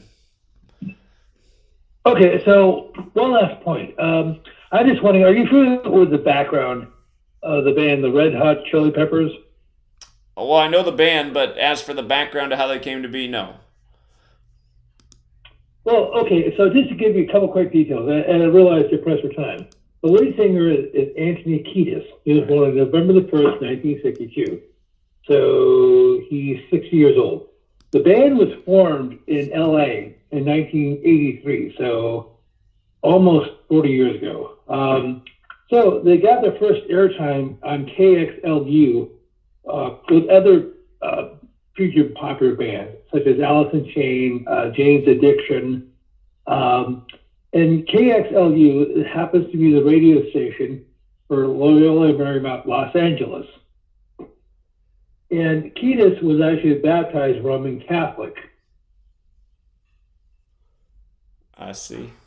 And so I was just wondering, so the original guitarist for the Red Hot Chili Peppers was, what's his name? I'm looking it up here.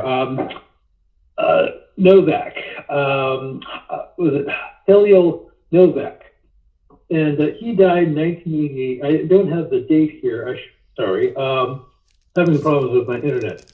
So, were you familiar with the original guitarist? I'm not sure if I've looked into his death.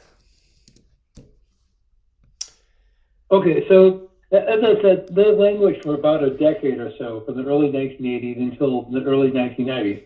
Then they became big with hits like Get Away Now. So this might sound like a redundant question, but could you, I can't seem to find the date of the guitarist. He died on George Orwell's birthday. He died on June 25th, the same day Michael Jackson died.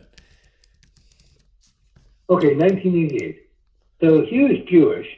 He died here. Just for familiar patterns, the guitarist died 73 days after his birthday. We talk about this all the time. You just had a guitarist die this week for the band Television, dead at 73, and the band was formed in 73. But the word sacrifice is 73 at the alphabetic order, and when you use numerology, ritual sacrifice is 73. That means he also died on his 74th day of his age. Another familiar pattern, because killing 74. Those numbers show up around death all the time, 73 and 74. Okay, I'm sorry, the name was Slovak, Helio Slovak. Okay, so, but the question is, he died roughly 5 years before they became popular.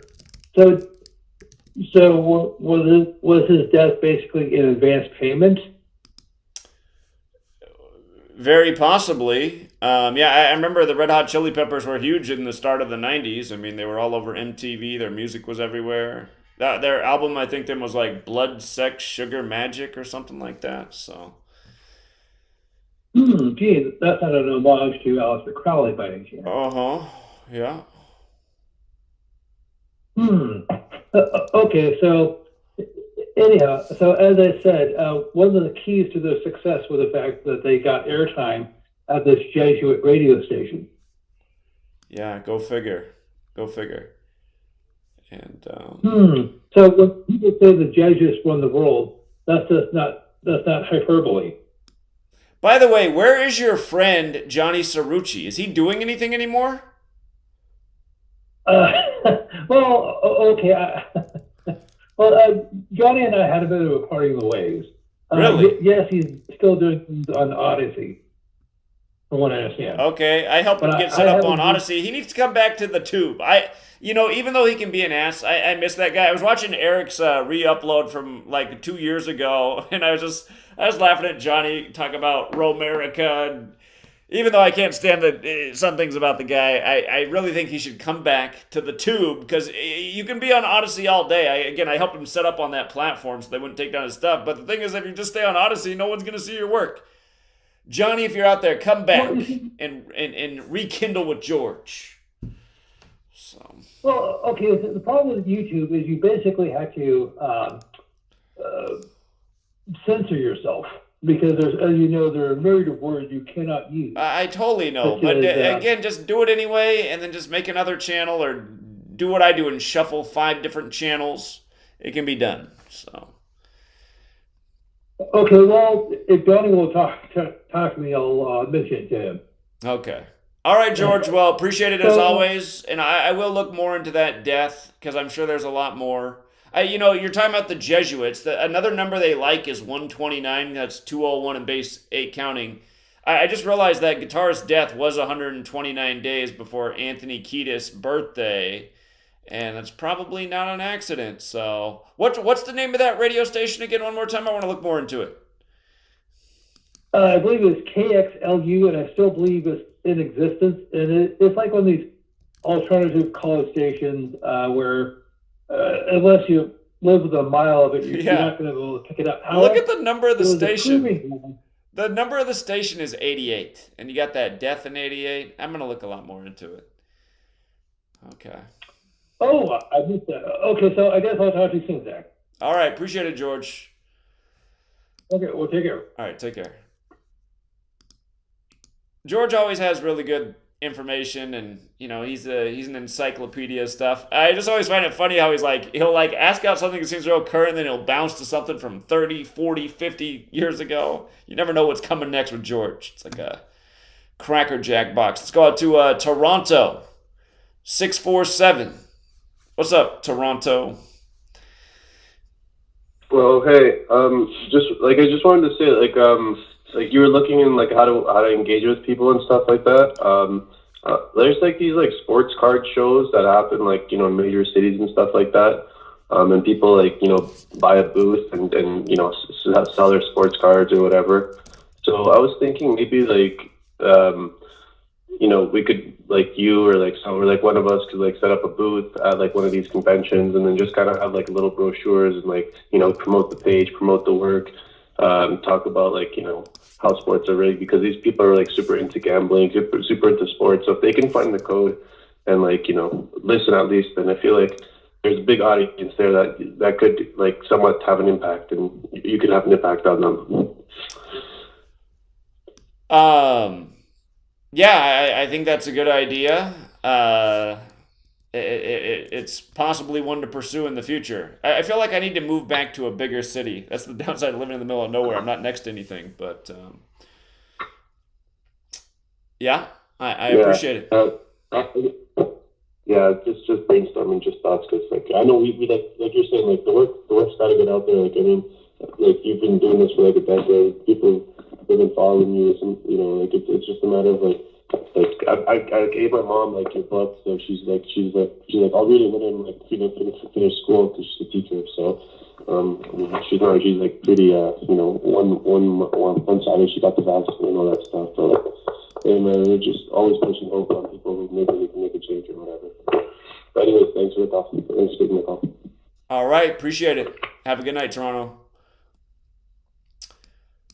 For Ron Gary in the chat, I haven't looked more into the Fear Inoculum album, but I've had this post up on my website for a while, just about how the album released on 57 date numerology. Again, the band Tool, they put out the album Fear Inoculum August 30th, 2019. That's Fear Vaccination. And again, this is right before the COVID-19 pandemic simulation, Event 201, and right before the outbreak in China. And the funny thing is Fear Inoculum in Gematria equals 57, like vaccine. You might have just seen Pfizer's headline the other day where they said they made $57 billion in profit off the vaccine last year. you might recall our prediction for Moderna stock to blow up on May 7th, 2020, which it did, because vaccine equals 57, like Bill Gates, who backed the Moderna vaccine. But again, the album Fear Inoculum equals 57 like vaccine, and it released on a 57 date numerology. And, you know, Maynard, the singer for Tool, in his recent book, he's doing the hidden hand pose, which is Masonic. So, pretty sure the guy's in the club.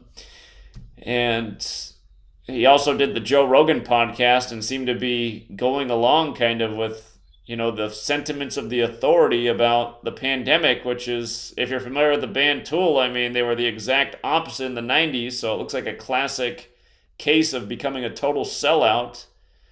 But, yeah, it's disappointing because Tool's easily one of my favorite bands, and I haven't even listened to the new album. So,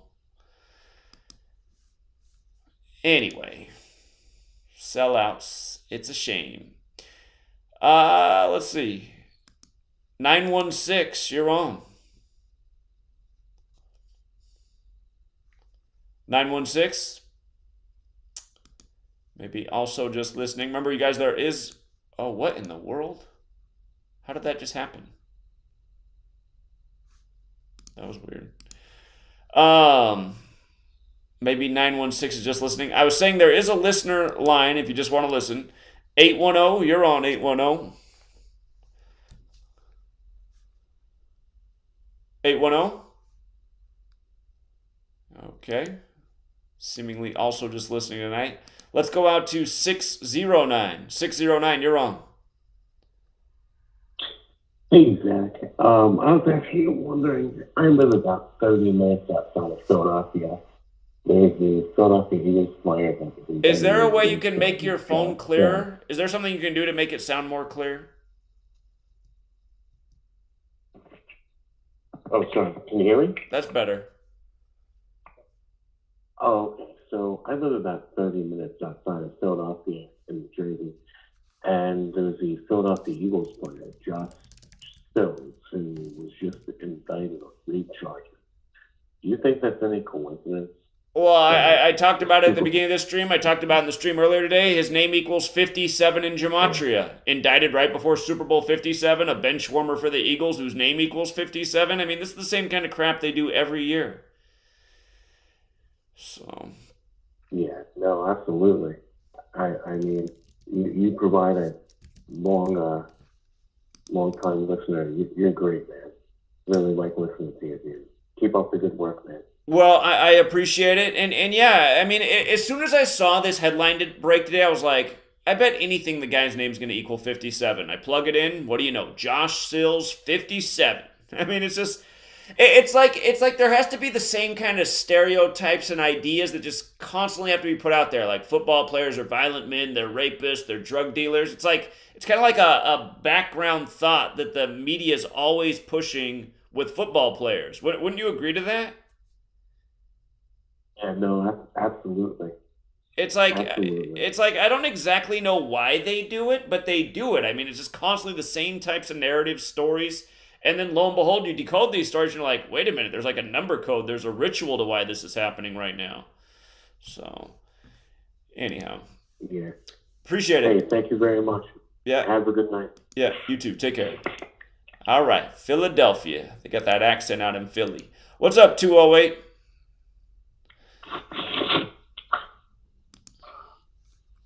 Hello. Hello. Hello. Hello. Zach, hello. How are you doing this evening? Doing well. How are you?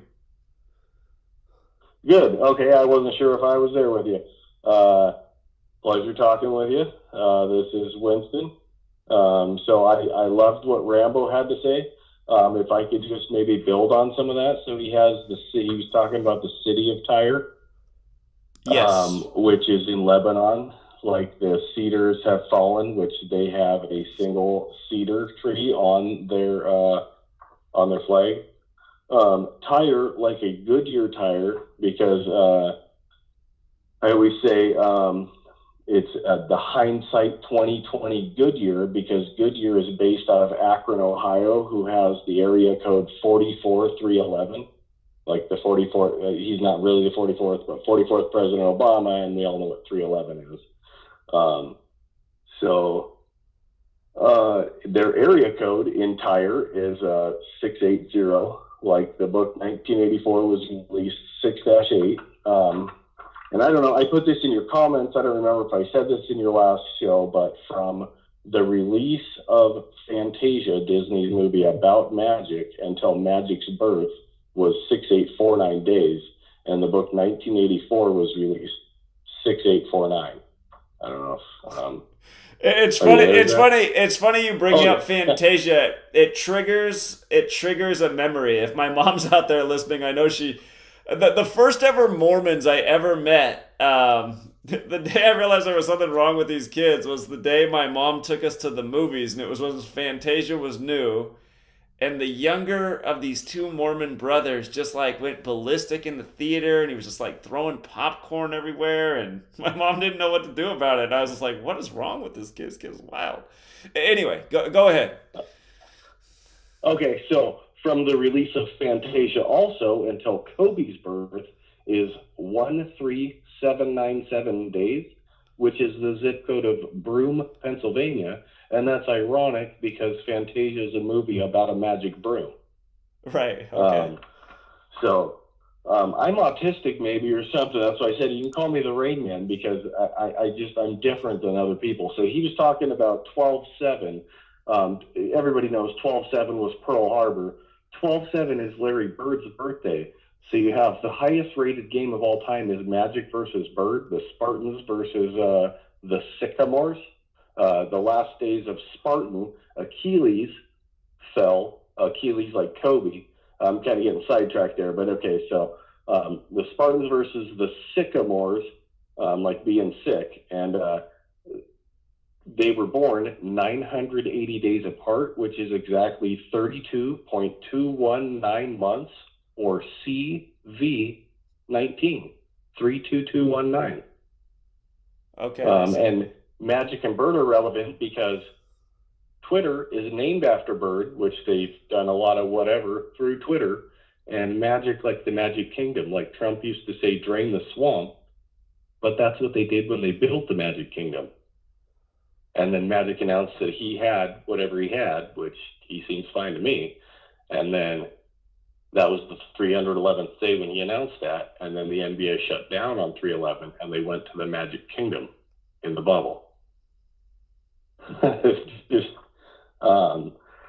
So another one you had, Kajani Jackson Brown was just about her. She was confirmed 53-47, and Strong's 53-47 is the definition of a woman. That's ironic because she couldn't tell you what a woman was.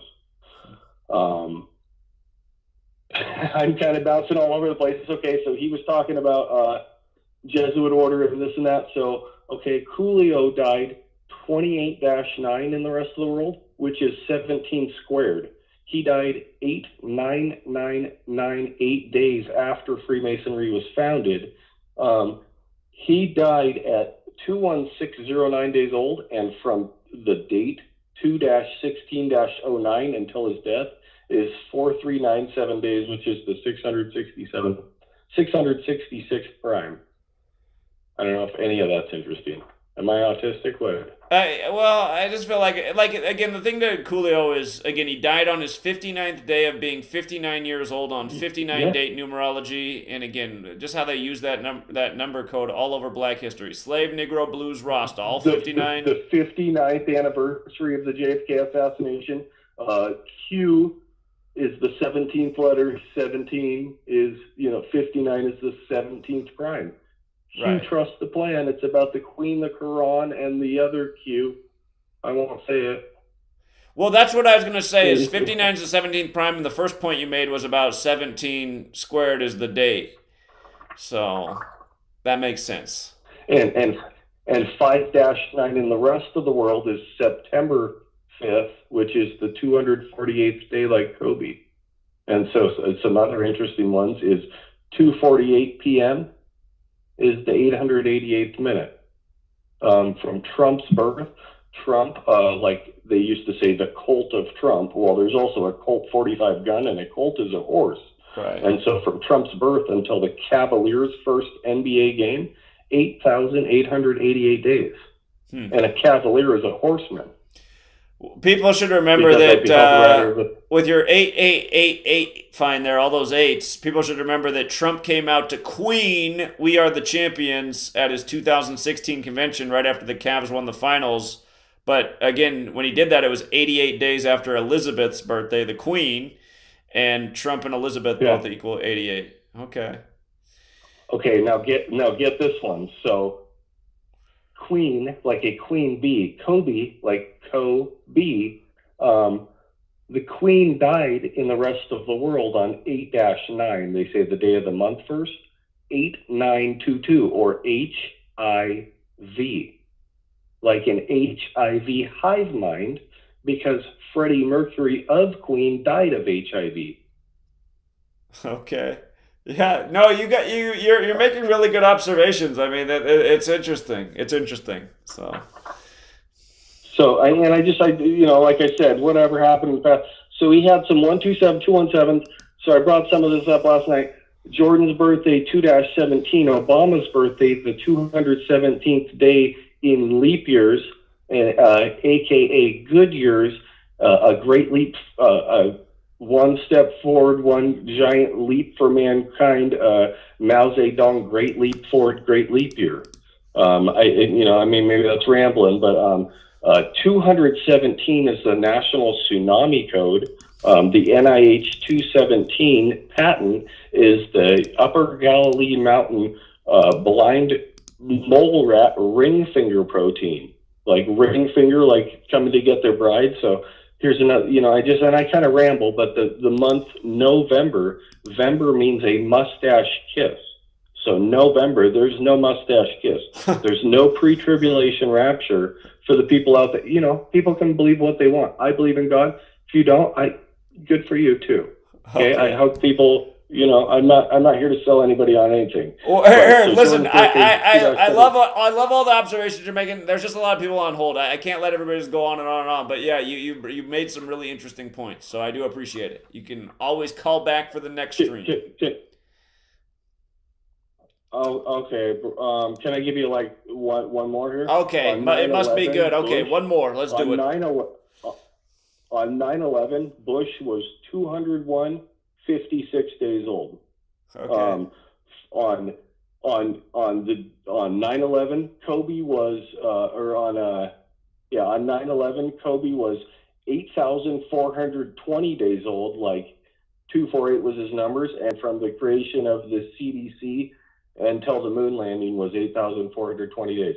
I mean, no one else does what I do. That's all I'm saying. I have no ego. Somebody wanted to tell me earlier, I got an ego. I don't. This is my 4th channel, bro. I've had my shit shut down so many times. I'm not trying to sell people on God or anything else. I'm not asking for a half an hour like Rambo had. I appreciate what Rambo did. Great insight. I appreciate what you do, Zach. So thank you for the platform. I hope people can look up my channel at 6079 Smith W. I just have good community posts. I'll make videos someday. Thank you. I'll call back next week, maybe. All right. Thank you. All right. Yeah. Appreciate it. Yeah. Keep it up. Have a good night. Okay, let's go out to 707.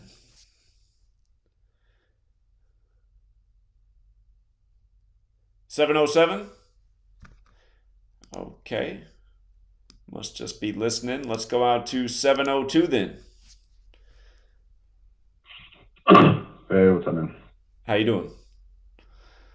Hey, so K, the letter K, what number is that? K is the 11th letter. Okay, so K9. 11-9. 11-9? Indeed. That was one of my first observations with Gematria. I was like, wait a minute. 119, it's like, because you got K9 units with 911 right on the vehicle. Yeah, okay. Right, and because a canine, a dog, that's kind of like a beast. Mm-hmm. Right? Mm-hmm. Like a Porsche 911. Mm-hmm. Sure, okay. A Porsche is kind of a beast. Yeah. You know? Like 911, like Revelation 9:11, unleashing the beast, the devil, Abaddon, Apollyon, Revelation 9:11. Okay, yeah. You know what I'm saying? I noticed something funny random today. You know, I told you before about, like, I live with, like I called it to Sony last week, I live with my parents, they watch game shows, and it's all tied into the conspiracies and the Gematria and everything, all these game shows that they watch all day, and how they're all fake. They're rigged, just like the sports. You know what I mean? Like, they watch Price is Right every day, like millions of people do Price is Right, you know? And I'm seeing how this is fake, the Price is Right, you know, with the numerology, with the Gematria of the contestant's name, you know, and things like that. And today on one of the game shows, one of the questions was like, they were like, hey, name something that can hurt you. And then this woman like mumbled something, and they got it wrong. And when she mumbled it, it sounded like she said Kevin McCarthy. Right? And I was like, did she just say Kevin McCarthy? You know, because I'm like trying not to listen to this while my parents are watching this, you know. And then if you can go on the thing real quick, just to make it quick, and just type in Kevin McCarthy's name.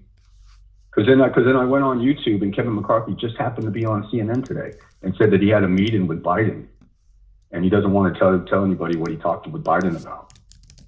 Okay. And if you type in just Kevin McCarthy, okay, it's got something in common with Joe Biden.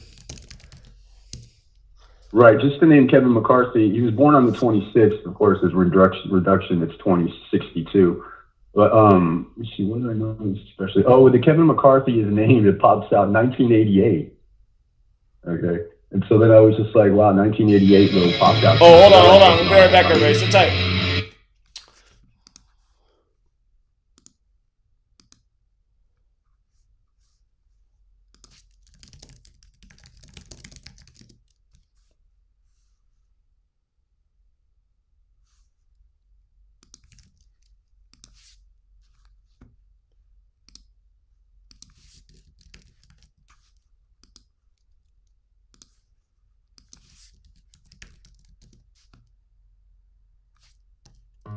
Hi, my name is Ella, and I'm 10 years old. I'm one of the millions of children born to parents suffering from the sheeple virus.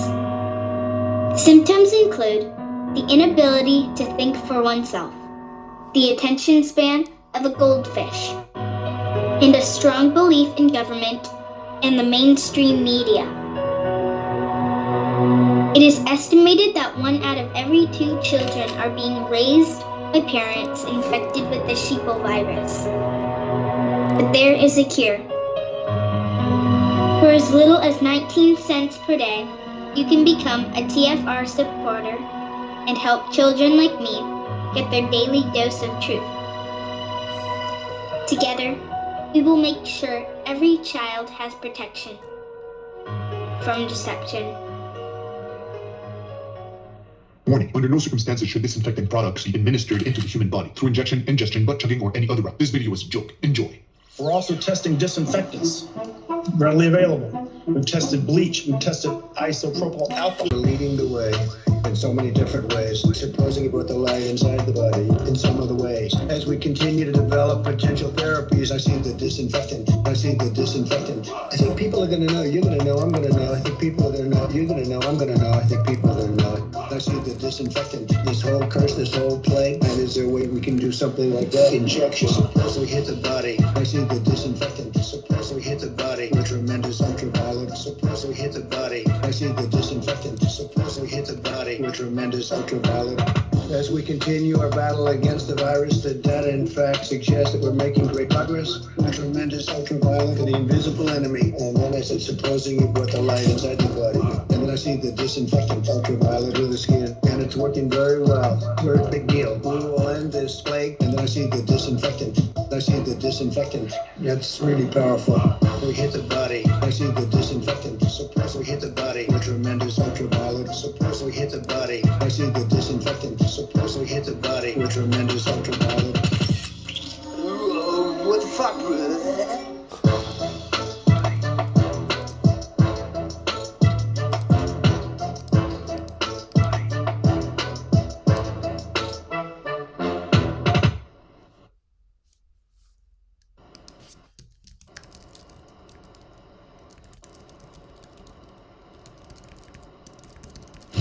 This is Truth Frequency Radio. The Wicked One, obviously under heavy Masonic influence.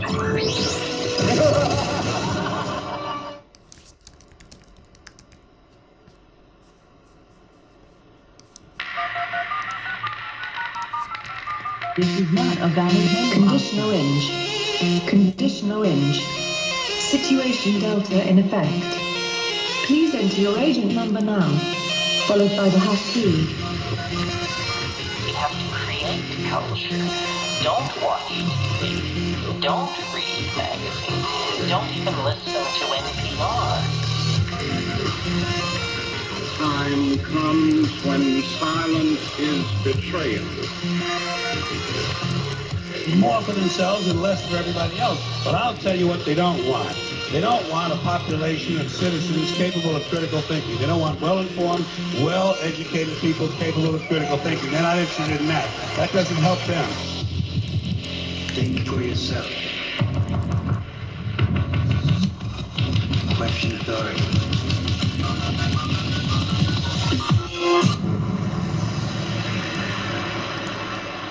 This code has been compromised.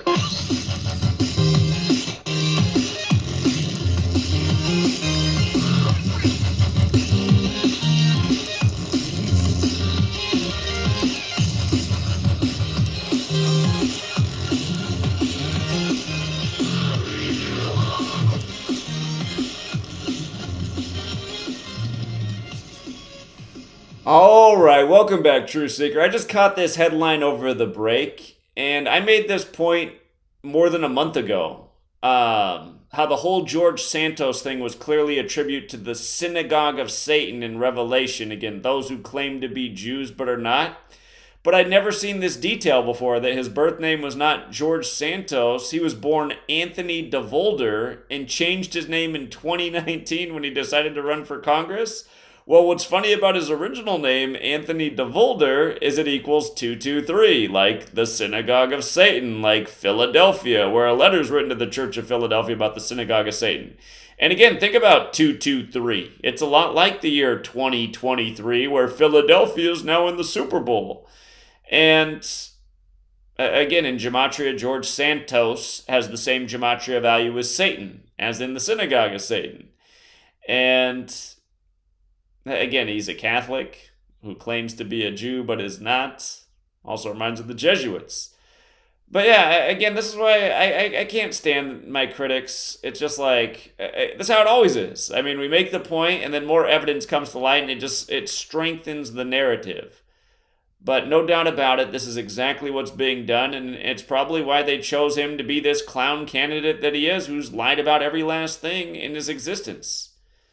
It's all part of a giant mockery. And as we know, I mean, politicians are liars, so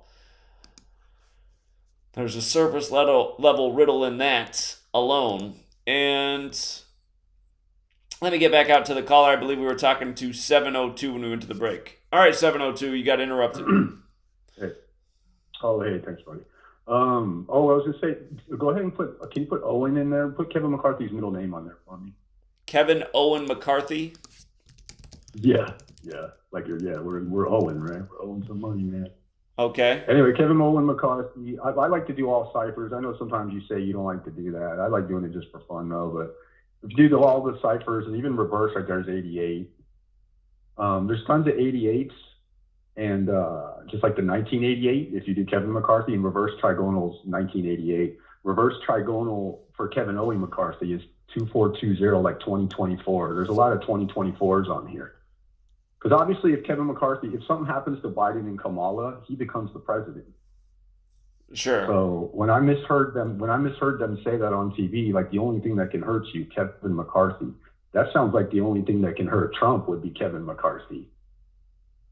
Okay. Now, Kevin McCarthy or President McCarthy, boom, pops up 201, a bunch of more 88s, a bunch of 2024 looking symbolism, 88 symbolism, Kevin Owen McCarthy and Fibonacci 11110, all these one symbolism. I just thought that was super interesting, man. Oh, and then because he's on the news today too, and there was a guy behind him on the news wearing a hoodie, like a druid hoodie, covering his one eye with the camera and sticking his tongue out and taking pictures of Kevin McCarthy wearing all purple. Kevin McCarthy was wearing an all purple suit today. So that was pretty fun, man. What do you think? Well, I mean, it's interesting. The whole thing with McCarthy just reminds me of McCarthyism, and the Red Right, Scare exactly. and what's going on with Russia, Ukraine. So that's mostly what I think of right now. But I mean, I've heard of rumors of them all getting taken out, of like the whole Biden, just the whole thing getting taken, you know, like the whole regime getting taken down. And I know Paul Ryan's name has like, kind of sounds like Apollyon, a Paul Ryan. You know, so I always thought we were going to hear from Paul Ryan again. I always thought somehow too, but yeah, it was interesting how he kind of disappeared. So yeah, he was on the news the other day, but not much. But this McCarthy, I think he's going to be going into this symbolism. It looks like 2024 something's going to happen, and he's going to be appointed president. I'd be surprised if that happened. I do expect Kamala to take over when she's 59, since it was the 59th election, and we know all about that number in Black history. And I will not be surprised if Trump comes back and becomes number 48 in the 60th election, because Donald Trump's 48 and 60. Anyhow, man, I appreciate it.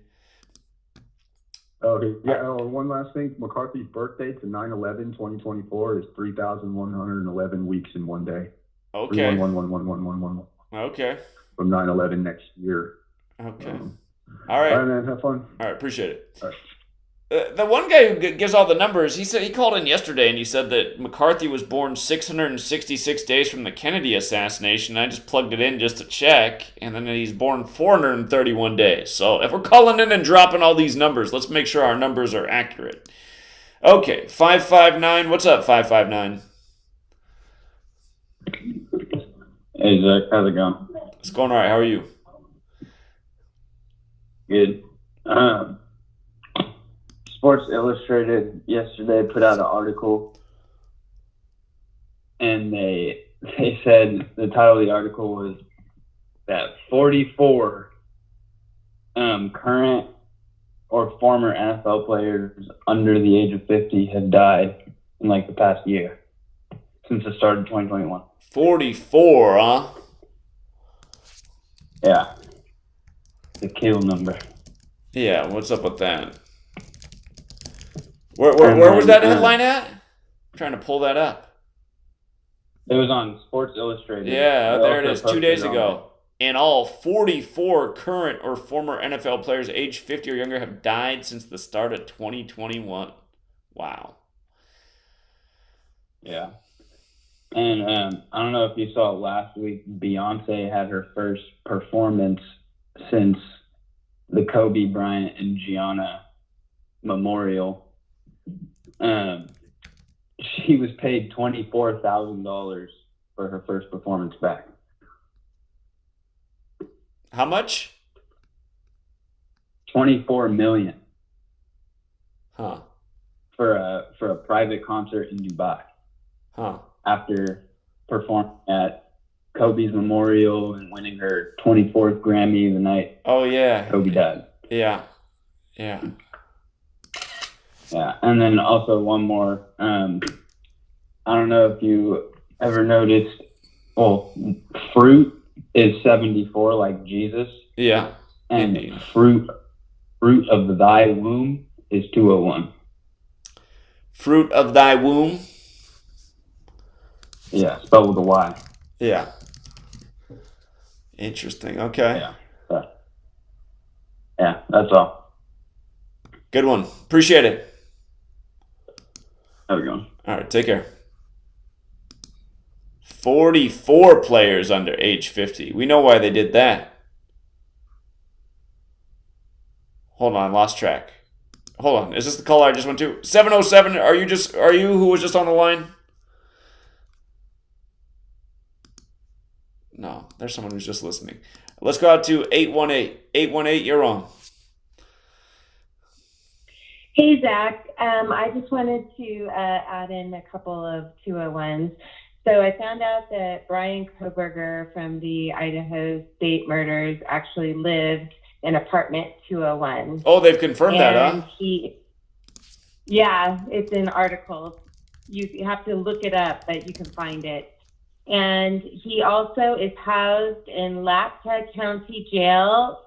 And if you Google that, it costs $102 a day to house an inmate at that jail. So here's where it gets really weird. The things that I saw right off the bat with that ritual was the JFK, which goes to war with Russia and civil rights because of the Virginia Tech murders, just let you see the black and the white. And then the LSU student that was killed that George brought up, she died 201 days after the murders took place. And she was in the exact same sorority as the girl Kaylee. And Kaylee was in a different sorority than the other two girls that were murdered in the house. But she was sleeping with her best friend, Maddie. So this sorority girl in Louisiana was named Maddie. But here's where it gets really weird. The story is she was anally raped a couple times by some people, but one of them was a quarterback at a local high school who was black. But in the same day, in the articles, the quarterback for the Dallas Cowboys is dating an LSU swimmer. So he's black and she's blonde. So you kind of have the black and the blonde that are alive, and then you have the black and the blonde that are kind of dead, because you have the dead girl and then you have the poor guy. I mean, I don't know what took place, but the guy whose life is ruined, whether he did something he shouldn't have or not, I don't know. But you just kind of have life and death in all of these stories. But this is all orchestrated. There's no way that this is just organic. There's just no way. Indeed. And just to get this right, so the latest story out of LSU, the Madison girl who we were just talking about, there was another LSU-related murder 201 days before her death? No. Madison died 201 days after, or 2 months and 1 day, 2 months and 1 day after the Idaho murders. I see. So it's 62 days, but it's 2 months and 1 day. You know, you can just add a zero, drop a zero. That's numerology. But she is in the same sorority as Kaylee Gonzalez or whatever, who was killed at the University of Idaho. And that is the first sorority on American soil. So it's a very significant sorority. And it's just, I mean, two dead sororities. What's the name of the sorority again? In 1 day. What's the name of the sorority? Alpha Phi. Alpha Phi. Alpha Phi. Okay. So you have, like, this is very odd for sure. This is like statistically not possible as far as I'm concerned.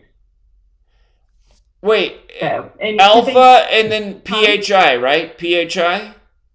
PHI, exactly.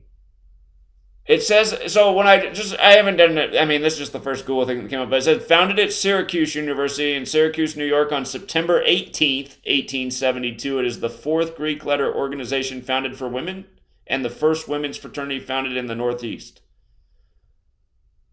Okay, maybe it was the first. It's a big one, though. It's like one of the most popular. Well, fourth is the number connected to death. And it's just like at the Moscow thing, there were 4 students killed. So. Right, and Kaylee was blonde, and this girl was blonde, and Kaylee was the only girl in the house that was Alpha Phi. The other two, all the other girls, even the girls that survived, there were 5 girls in the house. 4 of them were in the same sorority. So she was the only one who was Alpha Phi. Okay. And her best friend was Maddie. And Maddie died in the same bed as her. So 2 months and 1 day later, you have a Maddie dying at LSU, and it's just by a football player, like, you know, because these football players raped her and threw her on the street, and she got hit by a car. But remember, when the Idaho murders took place, you had the Virginia State football players being killed. So you do have football in this whole thing. And Washington State University, you have the football coach dying December 12th, which was, you know, where the killer's from. And it's right next door to Idaho. There's just a lot of football going on here, and also sorority fraternity stuff. Yeah, I'll look into it all more. That September 18th day, the day it was founded, that day is just like connected to so many things. It's the day the CIA was established. It's the cornerstone was laid for Washington, D.C. It's the day of a lot of ritualistic deaths. Ruth Bader Ginsburg was one recently. So, yeah, good research. I'm going to look more into this. And then look into the Dallas Cowboys quarterback dating an LSU swimmer, because Dallas is where JFK was murdered, and the house in Idaho is the kill date for JFK. So this is significant. There is a Dallas connection. These were all stories going on simultaneously. Yeah. And again, with regards to him being in apartment G201, again, he gets traced back to Scranton, Pennsylvania, Joe Biden's hometown, where The Office was set that went 201 episodes. The Office, like the Oval Office. Yes. It's just And like I The don't know if I Apprentice. mentioned this, but I was just saying, Trump, he's connected to the show The Apprentice, which is the degree in Freemasonry, and then he wins the 58th presidential election, the most Freemasonry number there is. So, go ahead. For sure. And then, I don't know if I mentioned this, but Moscow, Idaho was named after Moscow, Pennsylvania. And Moscow, Pennsylvania is 38 miles from the Poconos, where this guy was supposedly arrested. So you have what are the odds of Moscow, Idaho having a murderer who's born and raised 38 miles from Moscow, Pennsylvania?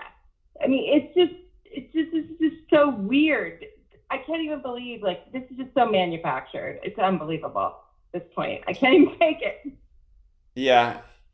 Well, really good research, and I'll try to follow up. I appreciate it. Okay. Have a great All right. evening. Yeah, Bye. you too. Thank you. All right. Here's the man who's the most excited about the Super Bowl in all of Philadelphia. What's up? Huh.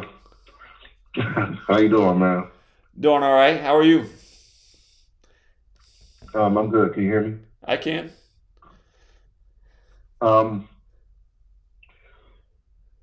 Before I get into that, hold on. I wanted to see if you can look up a YouTuber. His name is Master at Work. Master Edward? Master at Work, yes.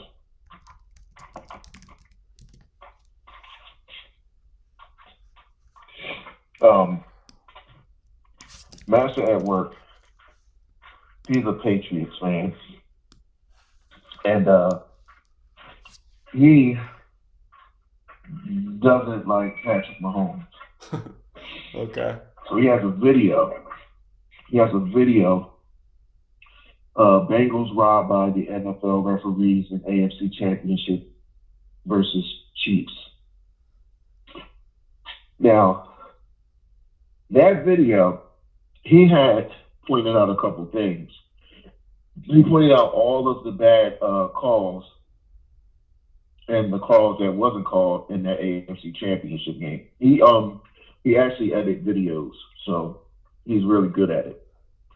And if you see that video, it's a very good video, but he pointed out the Christmas Day, or it wasn't Christmas Day, it was a Christmas picture.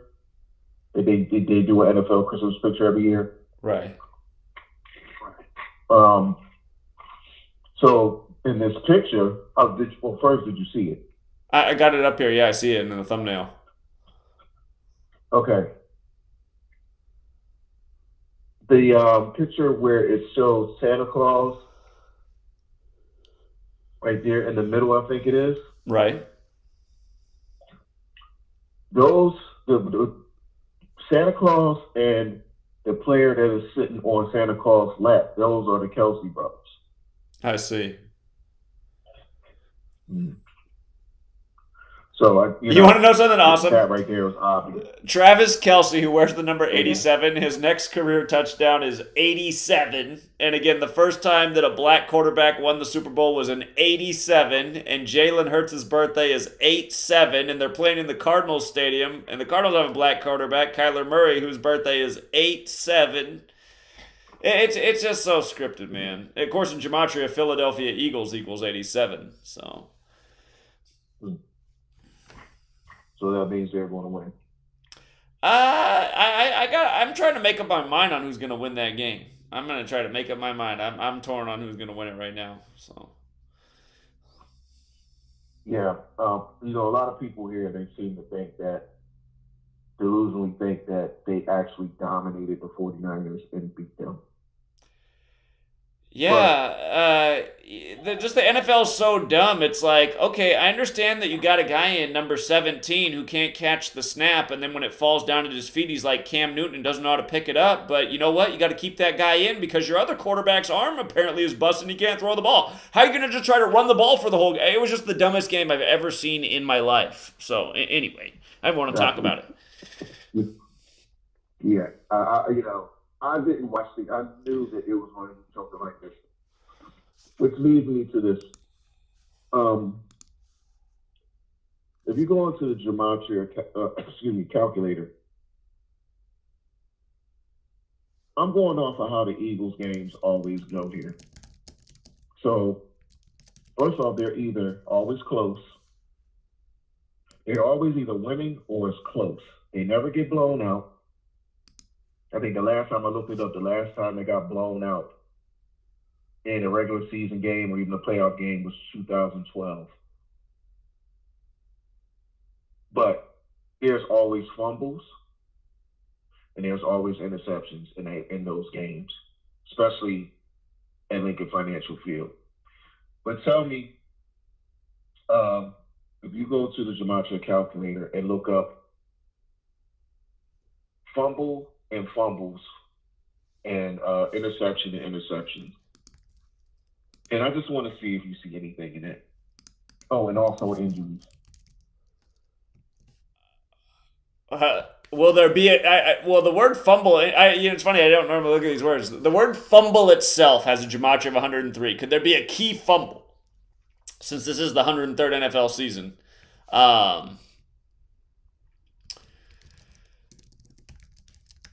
Go back and look at the fumble stats now. Well, the thing that jumps out to me the most in light of the season is just that fumbles 103. So keep an eye on that. Right.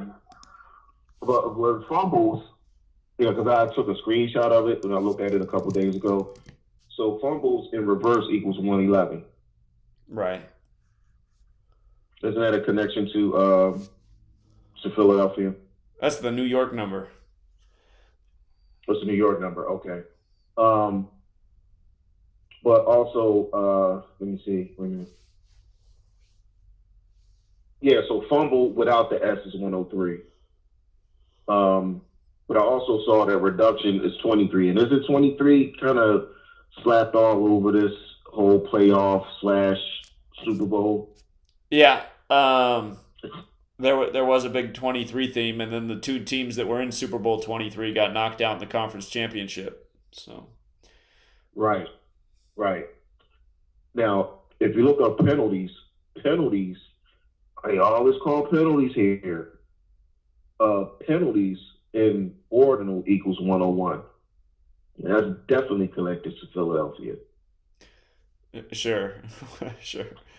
Yeah, I mean, it's just, I don't know how NFL fans think the league is legit. I mean, the Bengals got a whole bunch of calls against them that changed the outcome of the game for the Chiefs. And it's just the same type of stuff, season after season, just biased officiating, clearly changing the outcome of games.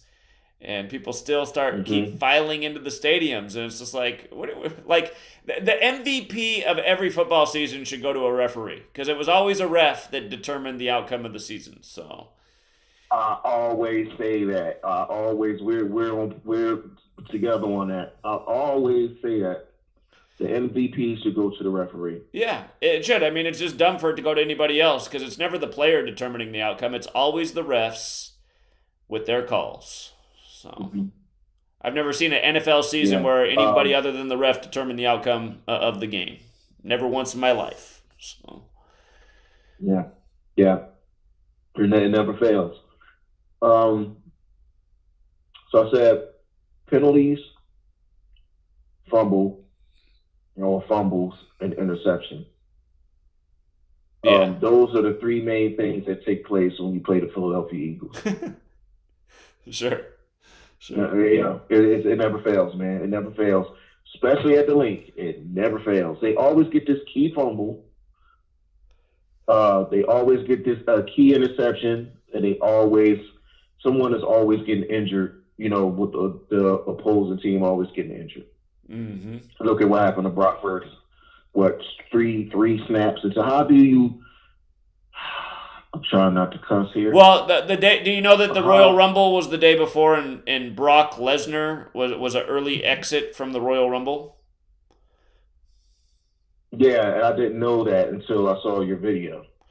That's how they do it. There's always a sync with wrestling and the NFL, and it's all part of the mockery. So. Yeah. There was one last thing I wanted to point out. So I covered let me see, excuse me. Oh yeah.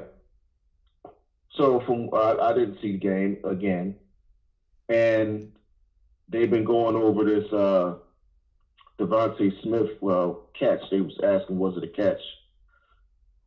And I looked at it, and another thing they get away with these calls. Now, with the Devontae Smith catch or non-catch, kind of goes along with the Bart Scott. Oh, hold on, we got a commercial break. We'll be right back, everybody.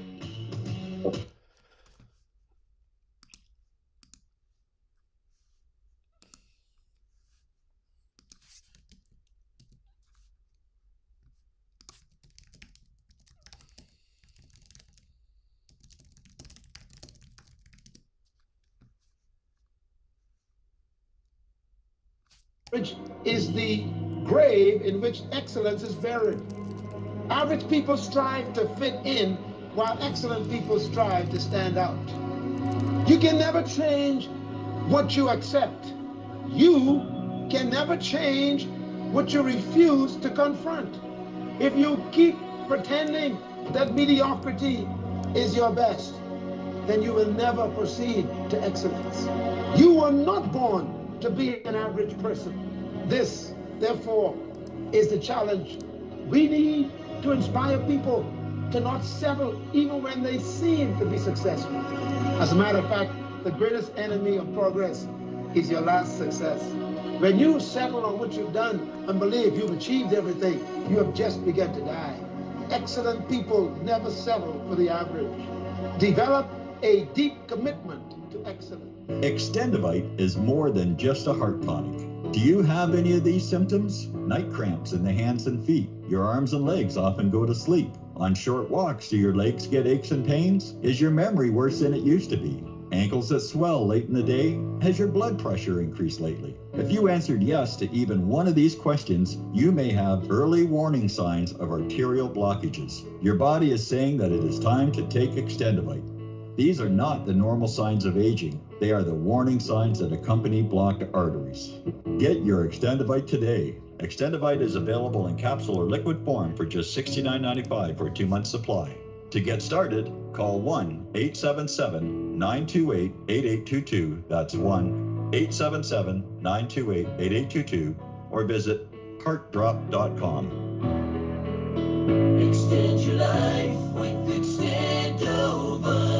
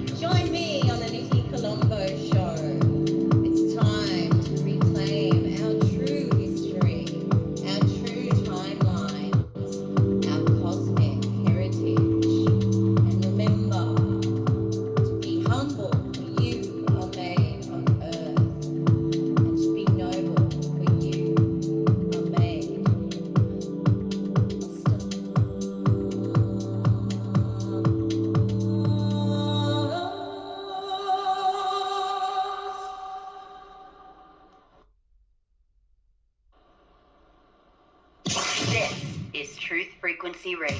No hate, no hype, no fear. Real people, real radio.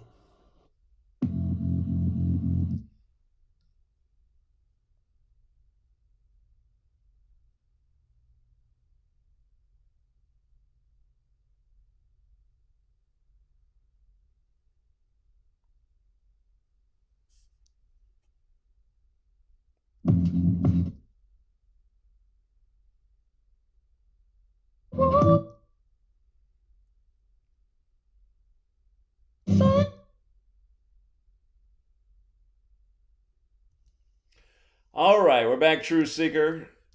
For the guy in Philadelphia calling in from the 267 area code, who also happens to be a 49ers fan, you'll appreciate that the 49ers stayed on 267 all-time wins as a franchise, losing in Philadelphia.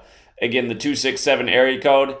And this is a reminder of how scripted the NFL is. We see area code rituals all the time in sports. Again, there's that long connection with Philly and the Bay Area. The Warriors and the Athletics are both originally from Philly. They now play in the Bay. The Liberty Bell from Philly stayed a while in the Bay. And now the team from the Bay goes to the conference championship in Philly and stays on the area code number of wins. Yeah, I'd go back to you, Philly, but we don't have a lot of show left, and we do have a lot of people on hold, so got to let a few more people in tonight. 646, you're on. Hi, Zach. How are you tonight? Doing well. How are you? I'm all right, thanks. New York City calling in. So I was just going back over the Lunar New Year shooting, and something was ringing very familiar with it, how the news kept reporting how it took place in a ballroom. And just in time for Black History Month, one of the more infamous assassinations that took place in the ballroom here in New York City was that of Malcolm X. Right. He was assassinated in the Audubon ballroom. Which equals 58. Which equals 58, like Freemasonry, like secret society. Yeah, go ahead. Right, and I did Audubon on the Gematriator, and it equals 78, 24, 111, and 39. And 39 was the age that Malcolm X was killed. All right, is that just the word Audubon alone? I'm sorry, what? Yeah, Audubon alone. That's just the Audubon word alone, okay. Yeah, Audubon Ballroom is 58, which we talked a lot about at the beginning. Nation of Islam is also 58. Anyhow. Right, and then, and just a little quick history of the Audubon Ballroom. It was actually built by the founder of Fox Movie Studios, the namesake of Fox News. And one more thing, at the entrance of the Audubon Ballroom is a giant statue of Neptune. Interesting. Okay. And that's all I have for tonight. I'll let other people on. All right. Appreciate it. Great information. Thank you. Bye-bye. All right. Have a good night. All right. Let's see. 810.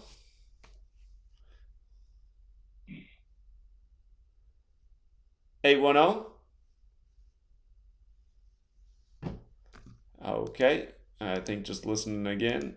Let's go out to 661.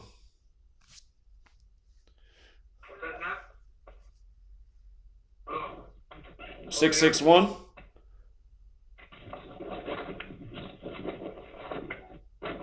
661. All right. Must just be fumbling with the phone. 734. Oh, hello? Hello. Hey, can you hear me? I hear you. Oh yeah, I was gonna bring up. So there's this actor. I don't know if you want to search him up. There's no real gematria here, but I just thought it was interesting. His name is Jonathan Majors. So he's kind of playing the villain of the year right now. He's an African American actor, so that sort of goes to that stereotype of black men being the villain in the news a lot. And so he's in these two upcoming big movies. He's in this movie called Ant-Man and the Wasp: Quantumania. And he's also in this movie called Creed 3, which is connected to the Rocky franchise. You might be familiar with that. And he plays the villain in both of them. And they're both the third film of the franchise. Ant-Man and the Wasp: Quantumania is the third Ant-Man movie. It comes out this February 17th, like 217 or 17/2/172. And then Creed 3 comes out March 3rd. And he plays the villain in both of them. In the Ant-Man trailer, you see him, he's very rough in the trailer, like a very typical black stereotype. And then in the Creed trailer, that you see in the Creed trailer, you're going to see trailers for both of these movies at the Super Bowl. So that sort of connects to the Super Bowl as well. And then the trailer for Creed, he plays a gang slinger that gets out of jail. So it's like, again, he's playing these very stereotypical villain roles. I just want to get your thoughts on that. Yeah, I don't know what to say about it because I'm not familiar with the actor. I haven't seen the movies, but stereotypes. Actually, just out of curiosity, just in real time, I was to see if I could find out anything. His birthday is 7/9, and the word villain equals 79. There you go. So there you go. There goes my point. So yeah, don't you think it's interesting because he's playing these villains, two major villains, and two major movie releases that's coming out this year. And I noticed that, and I'm like, what is going on with this guy? And he's African American, and then plus, the news, they love to make black people the villain. And in the trailers, he plays these sort of very stereotypical, like, brawling, sort of groovy villains. And then you just said his birthday is 7/9. Like, so yeah, there you go. There you go, man. Yeah, he has the right birthday to play a villain. So another villain. Thing I was gonna notice. Go ahead. What did you say? I was gonna say another black villain in society is O.J. Simpson, who also has a 7/9 birthday. So. Yeah, and then one last thing I was gonna say. These sequels are both coming exactly 8 years after the original films. So the original Ant-Man movie came out in 2015, and the first Creed movie, which is a boxing movie, that came out in 2015 as well. So it's exactly 8 years. So you have that magic 8 number. So yeah, it's crazy, man. Yeah, that's all I got for you tonight. So Jonathan Majors, villain of the year. Yeah. Well, you made the observation, and then the Gematria observation is there to back it up. Appreciate it. Yeah, no problem, man. All right, have a good night. The beauty of Gematria, it's just amazing how consistent it is. Let's go out to 904. What's up, 904? Hey, Zach, can you hear me? Yes. Okay, Zach, real quick, if you can go to YouTube, and so I don't know how anybody isn't. Have you heard about this week how multiple NFL players have been coming out admitting that it's league is scripted? Well, I know Arian Foster did a sarcastic thing saying the league is scripted, and then he wasn't serious though, and then he started talking about how he thinks Larry Johnson's only talking about numbers and the NFL being rigged because something's off mentally. So. Who's the other person? Oh, wow. Okay, never mind then. Because I was talking about Aaron Foster. I didn't hear him say. I didn't hear anything about him being sarcastic when he was saying it. Yeah, he was being very sarcastic. He wasn't being sincere. And then Alvin Kamara and the cornerback for the Ravens, Marlon Humphrey, tweeted about some script, knowing before the season started, this is why such and such happened to them and things of that nature. It's like almost like you try to. It's like they put stuff in the cartoon as a joke, but in all likelihood, it's very real. It seems like that type of deal. Right. Yeah, I'm gonna tomorrow. I plan to play the Arian Foster segment and then respond to it and see if we can get that channel that he's on to address what we're putting out there. We'll see. Okay, yeah, that would be great. And quick question, I wanted to ask you about that about Tom Brady's retirement. Is there anything with this dude retiring on February 1st every year? Yeah, 2 years in a row. Well, think about it. What's his jersey number? 12. The majority of the world writes the date 1/2. That's immediately the first thing that popped in my head when I thought about it. Yeah. 1/12. Okay, TB12. And it's the 32nd day of the year, 32 teams in the league, NFL 32. This year also has 46 date numerology, and Tom Brady equals 46, and so does Michigan, where he went to college, and he was the 199th pick of the draft, the 46th prime, so I hope he stays retired this year, so. Yeah, hopefully he does. I don't know what that dude, if he gets this quote unquote script, he's coming back. Yeah, hopefully not. We'll see what happens. All right, Zach, thank you, man. All right, yeah, you're welcome. Have a good night. You too. The person who was next in line just hung up about 30 seconds before I was about to go to their call. 813, you're on. Good evening, man. Yeah, I've been watching the show for some time, and a quick point came to light here. I know in the past you talked about the Eagles, that there's always a financial downturn when the Eagles win, and that kind of stuck in my brain from That's the months ago when you Phillies. started talking That's about the Phillies. Right. That's not Philadelphia. It's the Philadelphia Phillies. When the Phillies win the World Series, there's a huge financial downturn.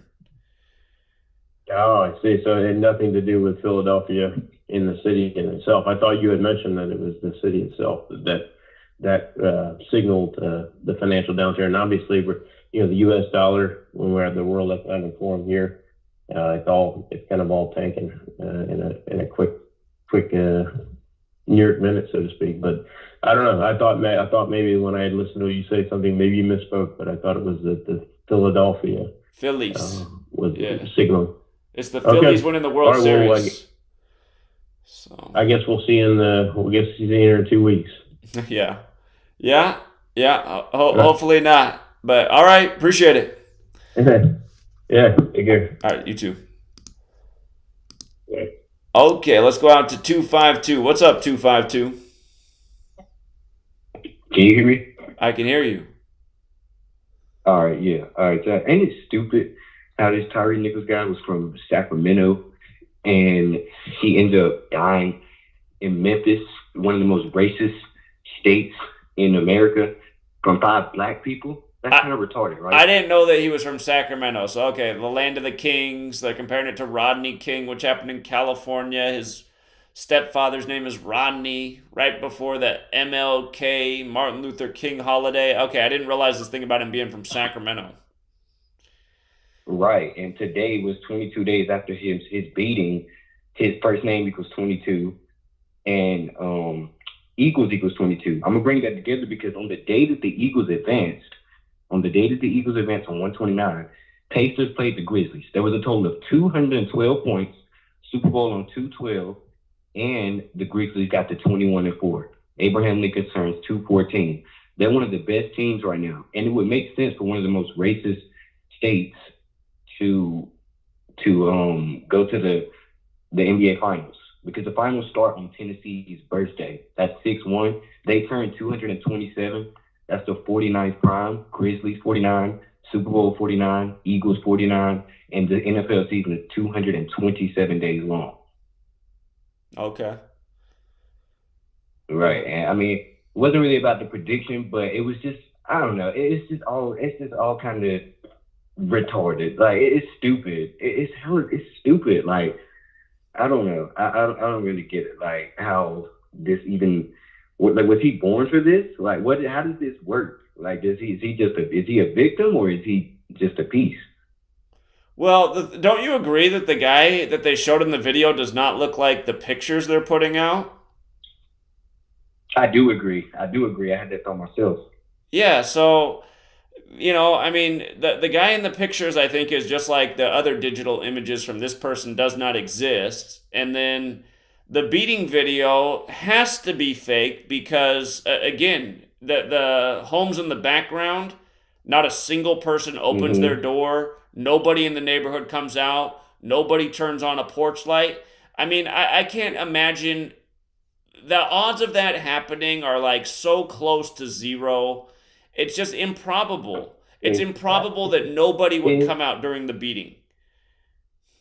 Exactly. And did you see the fires in the fire at the tire shop? I don't know if you covered that. Yeah, 607 called in about that. How the tire shop caught on fire the day of the beating video released, and it was on Interstate 17, like how he's beat on 17. And then the other thing in the video, I mean, that street, Castlegate, it's all coded out in 8 different ways. And also, just the fact that he's beaten in front of a Mercedes, it's like, what are the odds that a Mercedes is parked right there in light of George Floyd being taken out of a Mercedes? And Memphis is playing Minneapolis that same night. The whole thing is a major psyop ritual with symbolism everywhere. And again, Mercedes is connected to Nazis. Nazis are associated with like racism. I mean, it's so obvious. Speaking of Memphis and Minneapolis and that George Floyd relation thing, Breonna Taylor, who was killed right around the time of George Floyd, a little bit before or after, she shares a birthday. Her mother just came out and said that they have the same birthday. Right, she does. June 5th. They have the same birthday, June 5th. The date can be written 6-5 or 5-6. And Mercedes-Benz is 56. Black Lives Matter 56. You know the list. I mean, it's just exactly. Yeah. It's such a ritual.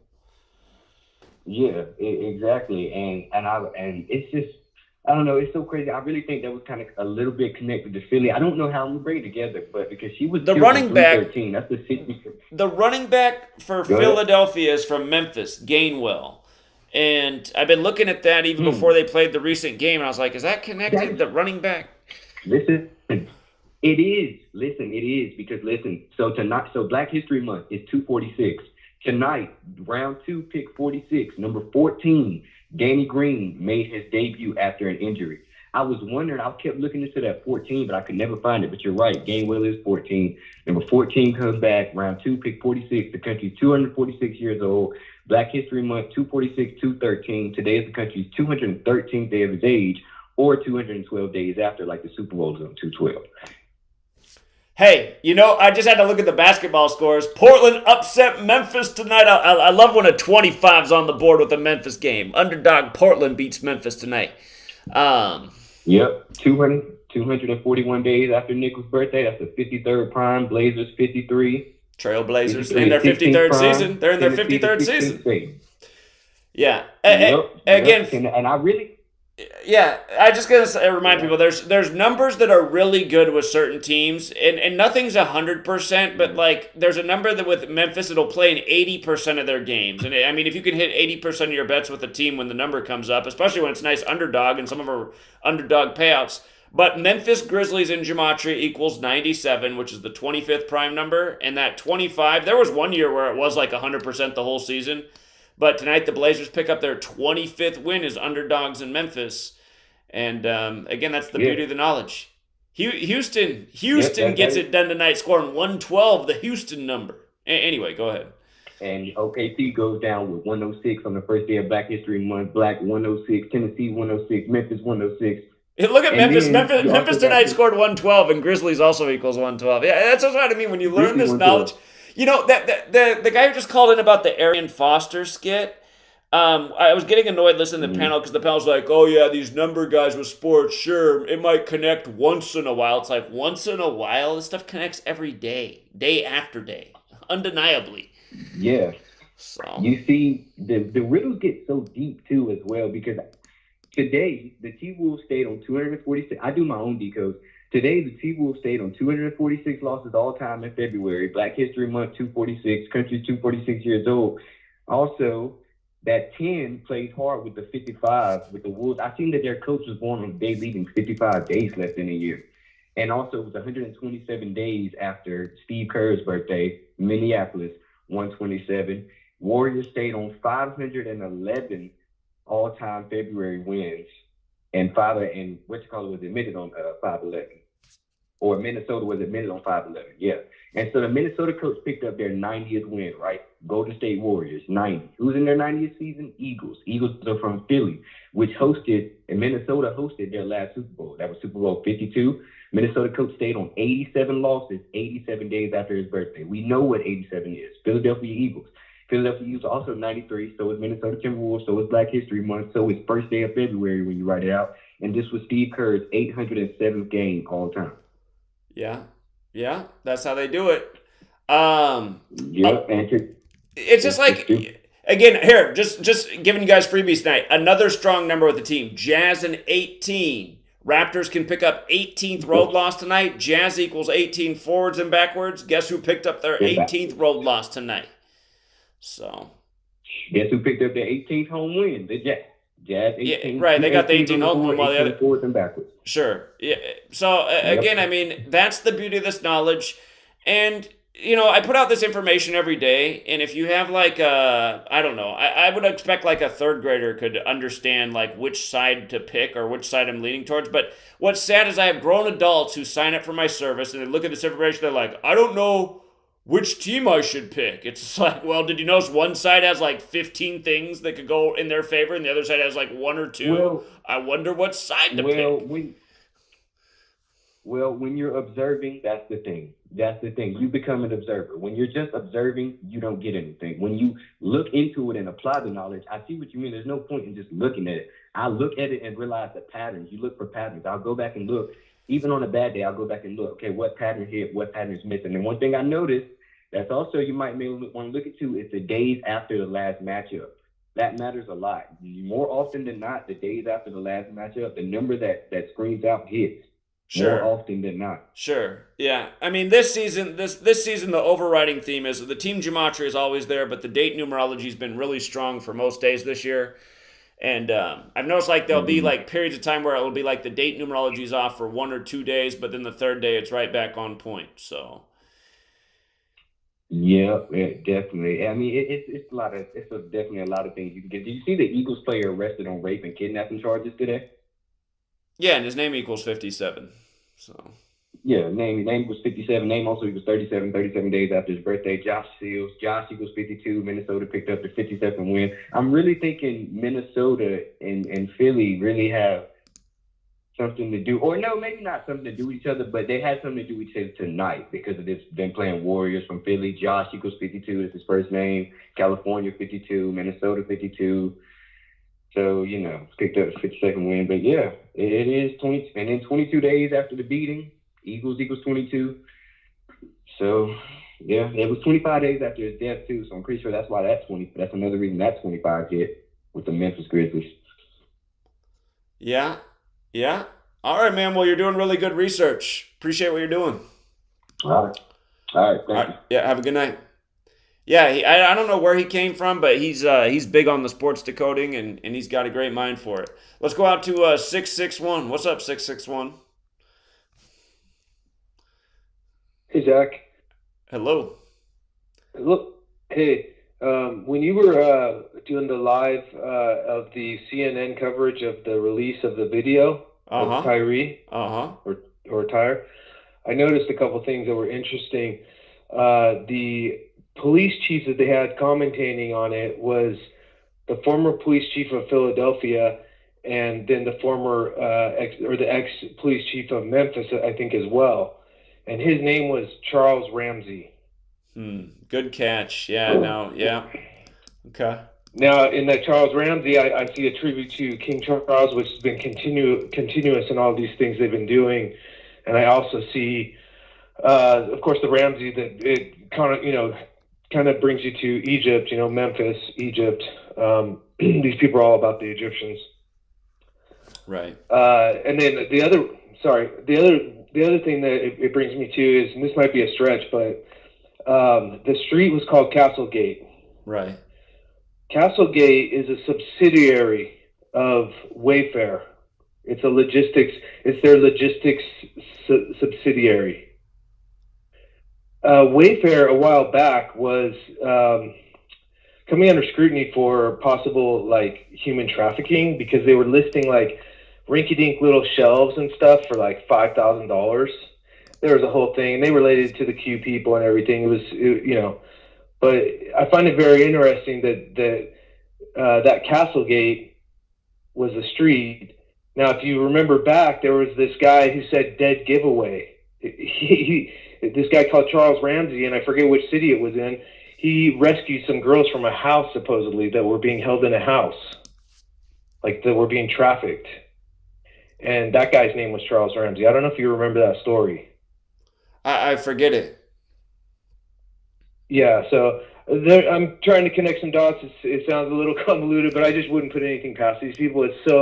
Everything's so connected and just so perfect. The other thing about that CNN report was the entire time they were showing that and you were talking, the S&P was up 10.13, which is a number associated with deception and also 113, yeah, human right. trafficking. Yeah, 113, human trafficking. Yeah. So 10, I read 10.13 is like 113. But it was just kind of like, it had to be there because they are doing a huge deception. Sure. That's what they're Here, doing. let me let one more person get in before the end of the show. Yeah, hey, thanks a lot. Have a good night. Thank you. You too. Take care. All right. He's always here. He's super loyal. What's up? What's up, New York? New York? Hey, what's up? How you doing, man? Good. How are you? Doing well. You got the last message tonight before the commercial comes on. What do you want to say? Just hanging and listening on the usual, Indeed. Well, I'm glad you're always out there. You still spread the word to the young ones? Yeah, 1 and 2, trying to get. I can't get to the older guys, and them don't believe it. They don't understand. Like that. The young ones are still open-minded. All right, everybody, that's the show. We'll be back next week.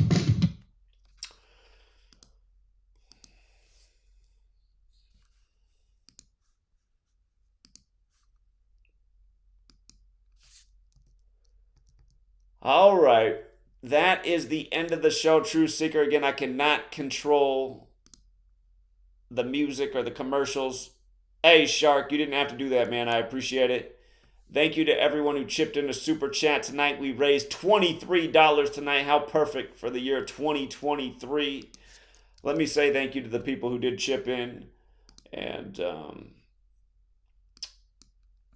you know who might need more help than yours truly. If you guys are familiar with Ocho from the Ocho, you might want to check out his channel. He could use some support right now. Definitely a good guy. Pounded pavement with us all over the Yale campus. And let me see.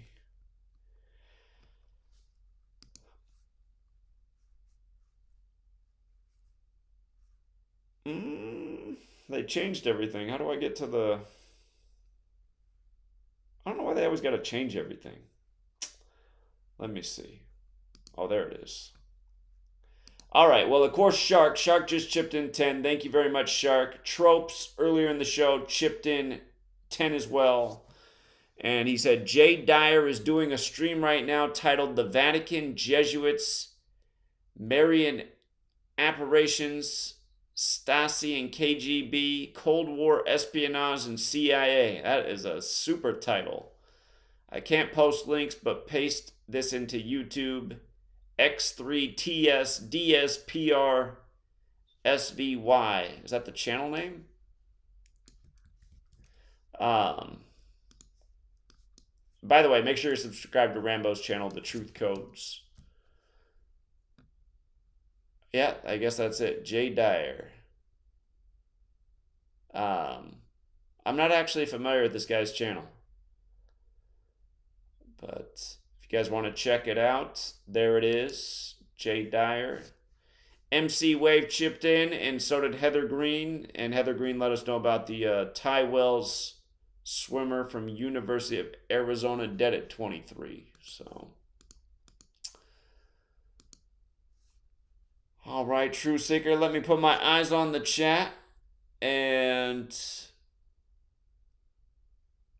yeah, I do plan to, thank you, D. I do plan to go out to, when spring rolls around and it warms up a little bit, I plan to go out to University of Idaho and drop some truth bombs all over the way they terrorize that campus. And I mean, we already had enough. We didn't really need any more information to already make the case of what they had really done to that campus. But now to come out and report that he lived in apartment number G201, and then they arrest him in the president's hometown, Scranton, where again the Office ran 201 episodes. I'm looking forward to this spring getting out to the University of Idaho campus. I will have that nice speaker set up. Shout out to Lincoln Karam. Shout out to all the people who support the work. It makes it possible to travel and buy expensive things like nearly $1,000 speaker setup. But it's worth it to me, that speaker setup, because it's so good, it's so loud, it's so clear. It makes people more engaged. And again, you got to have the right tools to get the job done. Lincoln Karam brought out that setup for us in New York City. And it made a huge difference. I'd say there were a lot of awesome people. Shout out to Paul, who got us the corner. Shout out to Shark, who did so much for us. And shout out to Lincoln. Those guys all made the trip a lot better. Thank you, Perfect Gematria Decodes. Says Steph Curry picked up the 339th all-time loss, including playoffs. 33,900 days with end date from Anton LaVey, date of birth. Okay, that's a wild one. I don't know what to say about that. United States of America's 339, but very interesting. Appreciate it. We got a DK Stonewood sighting. What's up, DK? Hey, what's up, Zach? How you doing tonight? Doing all right. Yeah. I was popping in and out. I think I heard most of the gist of the show tonight. I got most of Rambo's and stuff. So it seems like everything just kind of like pulling back and looking like at the trees for the forest. It seems like everything's like a tribute to slavery and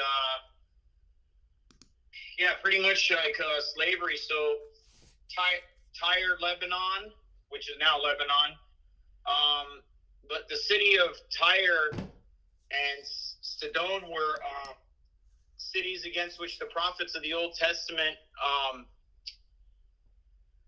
said like God's judgment was pronounced. God's judgment was going to come down on them, and Jesus, like, because they said he was going to like be received poorly by many of the Jews, he retires to the confines of Tyre and Sidon, of these cities, and then like that's where he was like kind of pointing out to his apostles, like, you know, after the resurrection, on how they were going to go about preaching the gospel of the Jews to the Gentiles.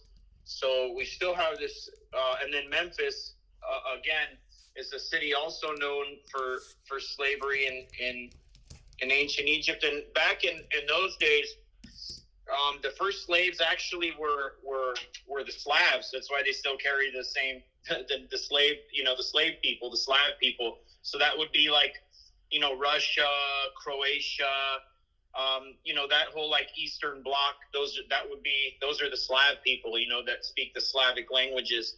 So those were the first slaves in Egypt, actually, were the whites, and then they brought like blacks from Africa. So blacks were not like, the Egyptians weren't black like the Southern Africans were. So and then back in those days when they brought these blacks, it wasn't like the slavery that like they taught about, you know, in the schools here, where, you know, they were working like on plantations, you know, forced labor owned by their masters. A little bit different.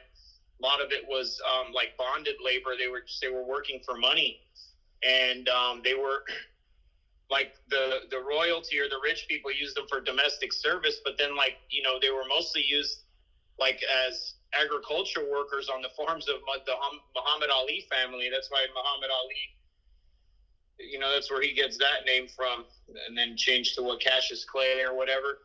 So yeah, that's kind of like, it just seems like everything's alluding back to slavery. And then right at the beginning of, you know, of February, of course, you know, for which we know is like for black slavery. I don't have my notes with me, but I was just based on like some of the stuff you were saying, I got a couple comments.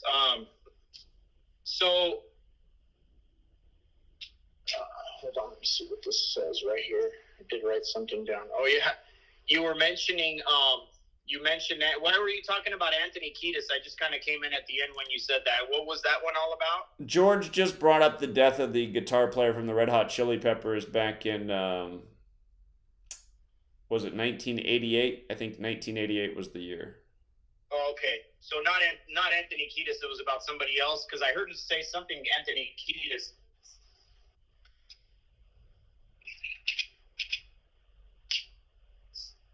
You still there? Yeah.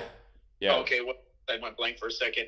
But anyway, yeah, regarding the Red Hot Chili Peppers. So we, you know, a lot of people have done videos, even books written and whatever, about how, you know, to get into this elite club, whether you're an entertainer or whatever angle you're coming from, you have to participate in these rituals, you know, with the Illuminati, where they, you know, rape, torture, sacrifice children and stuff, and drink their blood, you know, and that, you know, we know that as adrenochrome, which is basically, you know, blood sugar, and then they do like, you know, like sex magic rituals. So, you know, you have blood sugar, sex magic, blood sugar, sex magic. That's the name of the Red Hot Chili Peppers main album, right? So there you go. They're talking about drinking adrenochrome and using it for sex magic rituals right in the name of the album. And I think it's the name of a song too. I can't remember exactly, but funny story about Anthony Kiedis. So I used to live in this like mini mansion with an elevator in it, like a block away from the beach in Hermosa Beach. And this is like Manhattan Beach and Hermosa Beach are like areas you'll see like famous people come when they're just chilling, you know, when they're just like gonna have a, you know, go eat at a restaurant by the beach or kind of just hang out at a chill spot. So, you know, there's no entourages usually. You'll just see them randomly out of nowhere. So, you know, my friends would come over. Since I had that house right by the beach, there's like a perfect spot to go, you know, ride your bike on the Strand and pick up chicks. So one day we're out there and we got these chicks and we're taking them to the sushi spot, which is like 3 blocks away from my house. And we're coming in and, you know, they seat us. And then here comes Anthony Kiedis with, I don't know if it's his wife or his girlfriend. They seat him right next to us. And it's kind of weird the way this place is so jam-packed. You're literally like sitting at the same table, basically. You're like, you could reach over and just touch them. And so my buddy goes to the waitress, actually. He goes, hey, tell Anthony Kiedis, I don't want to say it right now in front of his chick, but tell him I want to pay for his meal because I lost my virginity to one of his songs. So the waitress went over and told him, like, you know, the next time she came around, try to not make it obvious. And he said, no, absolutely not. He declined the offer for my buddy to pay for his food. We were dying laughing. Anyway, that's just a funny story I have about that guy. I've seen that guy in public plenty of times. He's a real small, skinny guy. Sure. He looks like a miniature, like, I can't even think of who I want to say right now, but yeah, I don't have any notes with me, so that's all I can remember right now. There was a couple comments I wanted to make based on, I think, what Rambo was saying in a call. I just can't remember right now. It's the show. Once somebody else calls and they say something new, then I forget. That's okay. Yeah. General, I think everything's looking like it's pointing to like ritualistic, like slavery from back in Egypt times and stuff like that is what this all is sounding like. And yeah, then, it does. Know, I forgot to mention these slaves that they brought out of the, you know, into Egypt. The first ones they brought in were actually from the Caucasus, which is modern day Ukraine. So there goes another tie into the, you know, the psyops of today with the war in Ukraine. So those were actually like, that's where the cabal comes from, but they also enslaved the people around there first when they were like transferring, you know, kind of setting up shop in Egypt, because they realized that Egypt was the center of like consciousness and knowledge and spirituality. So they needed to attack that and then take that over to turn that dark and send people scurrying around in directions again. So that's another tie-in. So everything's based on, like, you know, just like you keep saying, everything's based on something they've already done in the past, number-wise, and then just not only that, meaning-wise, in every which way. Yeah, always paying tribute to the past. Indeed. Yeah. All right, well, that's about it for me, I guess, for tonight. All right, DK, enjoy your evening. Okay, all talk right, soon. Take care. Bye. All right. More abbreviated DK tonight. You just never know how long he's going to go. But it's good because, you know, the one thing I got to complain about is since I moved out here, I don't know what it is about this town, but I get woken up in the middle of the night all the time, and then I can't get back to bed.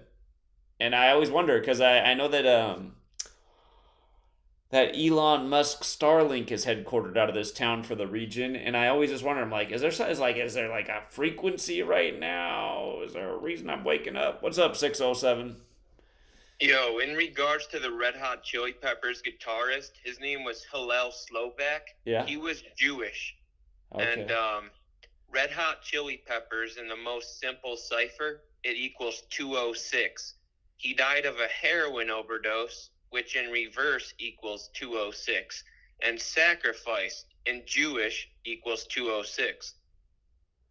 Okay, yeah, indeed it does.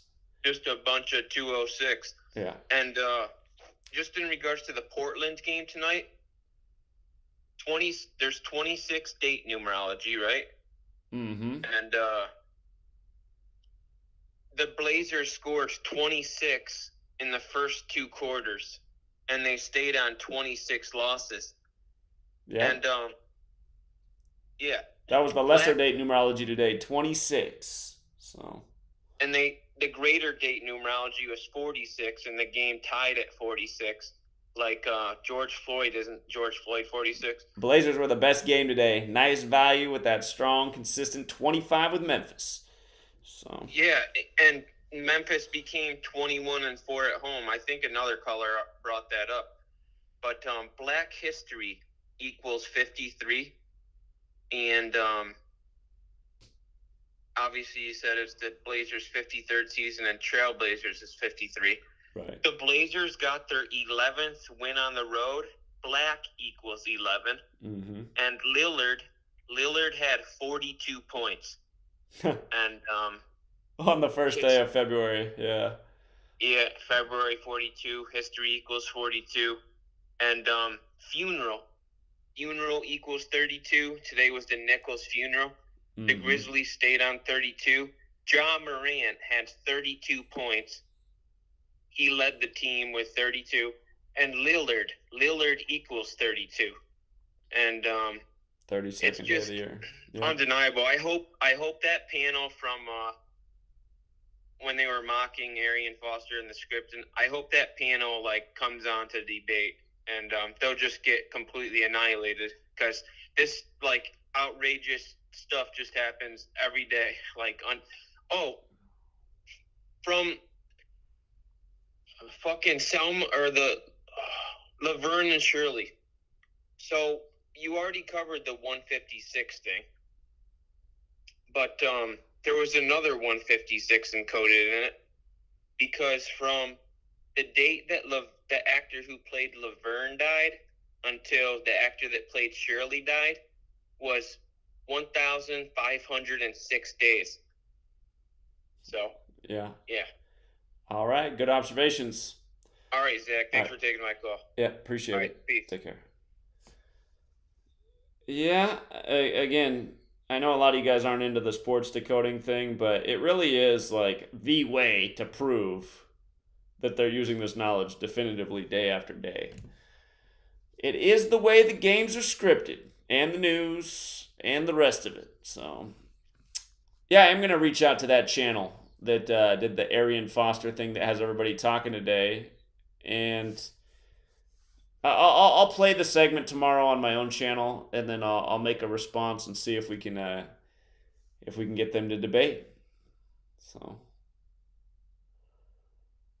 gonna make them back up the words they said, and they won't be able to. They will not. So. Also, for the person who wrote in the chat that the reason I can't sleep is because of the 5G, actually, I know you're 1,000,000% wrong about that, because where I was living before, there are 5G towers. In Yakima, where I moved from, there's 5G towers. Out here in Prosser, there's no 5G. And I actually asked the Verizon place in town when they plan to bring 5G to Prosser, and they said it's probably still at least a couple of years away. So there's not a single 5G tower in this town. So that's not what's waking me up. And again, I've been where 5G is. I wasn't waking up in the middle of the night. What's different about this town is, like I said, Elon Musk's Starlink is here. And I think it has something to do with that, because it's always between 3 and 4 in the morning when it happens. It's always somewhere in that window. And yeah, it's like I wake up and then I just feel like I can't go to sleep. So 13 Serpents with another generous donation says, I've been hearing about the benefits of grounding your bed and the quality of sleep. You might want to look into it. Okay. I've never had any problem sleeping until I moved to this town. So I think it is the Starlink thing, because it is the one thing that's out here. So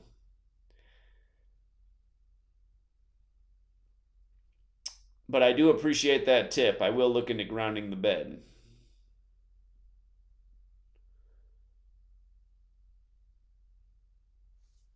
It's the spirit world.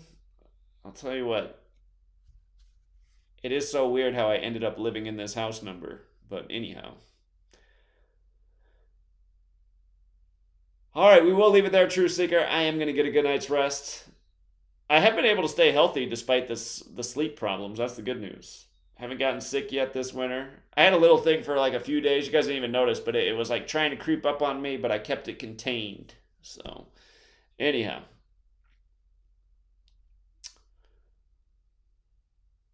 I don't know. I just imagine there's got to be some kind of signal or frequency. I mean, maybe it's not the Starlink thing, but it's the one thing that's in this town. So, we don't keep we don't keep the phones in the bedroom. I'm all about that. I keep the phone in another room far away. All right, you guys, have a good evening or good day. And I'm sure we'll be back tomorrow. It is Black History Month. The headlines come fast and furious. Just watch when February 4th comes around. I'll be talking about 42 all day. It's so predictable. Till next time, True Seeker.